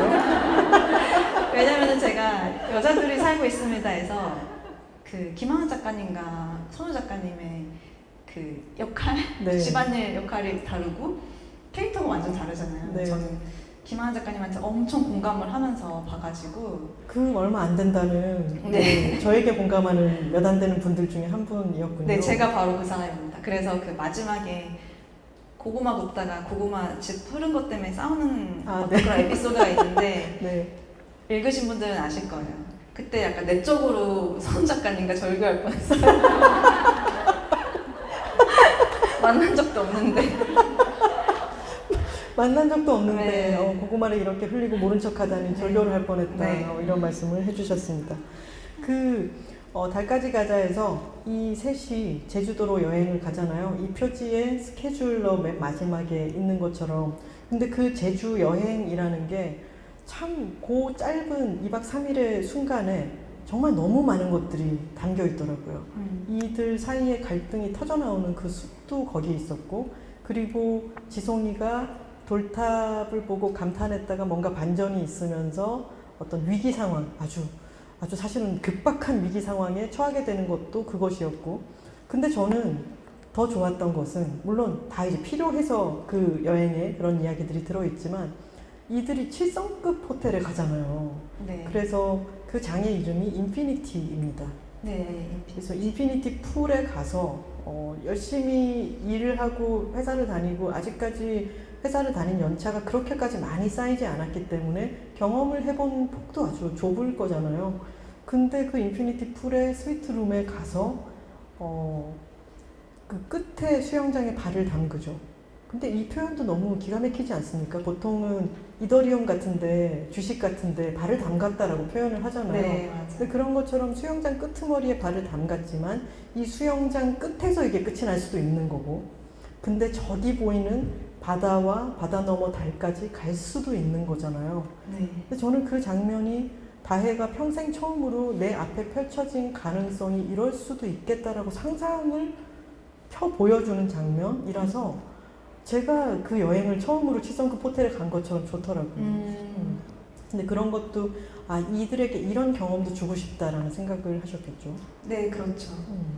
사실 처음 호텔에 간 순간은 되게 잊히지 않는 것 같아요. 맞아요. 그래서 더 그런 것 같아요. 네. 누구나 내가 호텔을 예약하거나 해서 엄마 아빠를 따라 어딘가 어디 놀러 가서가 아니라 친구들과 또는 내가 뭔가를 예약해서 처음으로 호텔을 갔다는 거는 삶이 어떻게 약간 바뀌는 순간 중에 하나인 것 같아요. 네. 그래서 그런 거를 새 친구한테 보내주고 싶었고, 또 그 인피니티 풀이 실제 그런 곳에는 을의 인피니티 풀이 네. 있지만 그 인피니티 풀의 어떤 모양새가 굉장히 뭐 상징을 딱딱 맞춰서 쓴 건 아니지만 연결될 것 같잖아요. 하늘과 아니 바다와 하늘까지. 네. 그래서 이 소설의 어떤 전체적인 메시지란 내용이랑 어울린다라고 생각을 해서 좀 공들여서 썼던 것 같아요. 그 네. 장면은. 그 장면은 그 호텔에 처음 가가지고 이 나이가 그렇게 많지는 않은 일하는 여성들이 호텔에 가서 느끼는 그런 마음 같은 거, 그것도 저도 실제로 그런 적이 있으니까 그 마음도 참 그 설레고 뭔가 다른 세상 같은 것에 들어가 있을 때의 마음과 그리고 그때 어떤 가능성을 눈앞에 펼쳐 보여서 네. 보는, 그리고 약간 미친 파티도 하는 네. 그런 장면이 너무 신나게 느껴졌습니다. 저희가 지금 이야기 나누기로 한 시간이 벌써 다 마무리할 때가 되었습니다. 이 책이 지금 그 이후에 하루 만에 사설을 찍고 난 뒤에 계속해서 반응이 고공행진 중인 거죠. 이더리움의 제2차트처럼요. 모르겠어요. 그런 책은 그런 차트를 볼 수가 없어요. 그게 제일 불만이에요. 아, 그래요? 사실 네. 그래서 지금 어떻게 되고 있는지 뭐 차트가 나오지 않으니까 볼 수 없지만 그냥 느낌적인 느낌으로 마음속에서 차트를 그리는 거죠. 네.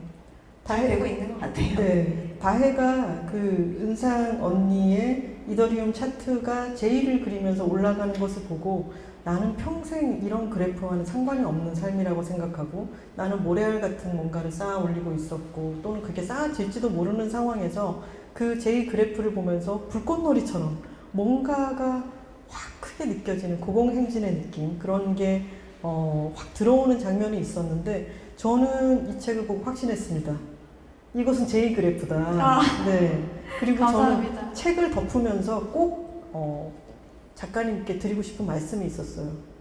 어떤 장장군님 가즈라! 이거를 꼭 뵙고 감사합니다. 장장군님 가즈라라고 달까지 한번 가겠습니다. 꼭 네. 외쳐보고 싶었고 네. 저 To Infinity and Beyond까지 네. 꼭 끝까지 달까지 가주셨으면 좋겠습니다. 감사합니다.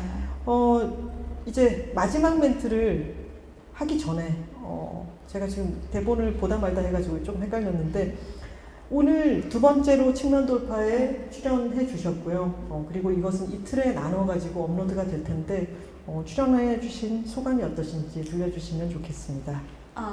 사실 두 번째 출연인데 처음에는 사실 처음 나간 팟캐스트랑 너무 떨렸거든요. 그래서 저희가 팟캐스트 중에 최초였던가요? 네. 네네. 그런데 저희가 키웠죠. 책에 나오시 나은. 네. 근데 또 오늘 또 두 번째니까 안 떨리겠지라고 생각했는데 또 공개 방송은 또 처음이어가지고 좀 떨렸던 것 같아요. 전혀 그거는 못 느꼈습니다. 다행이네요. 네. 어떻게 즐거우셨는지 모르겠어요. 즐거우셨나요, 여러분? 네.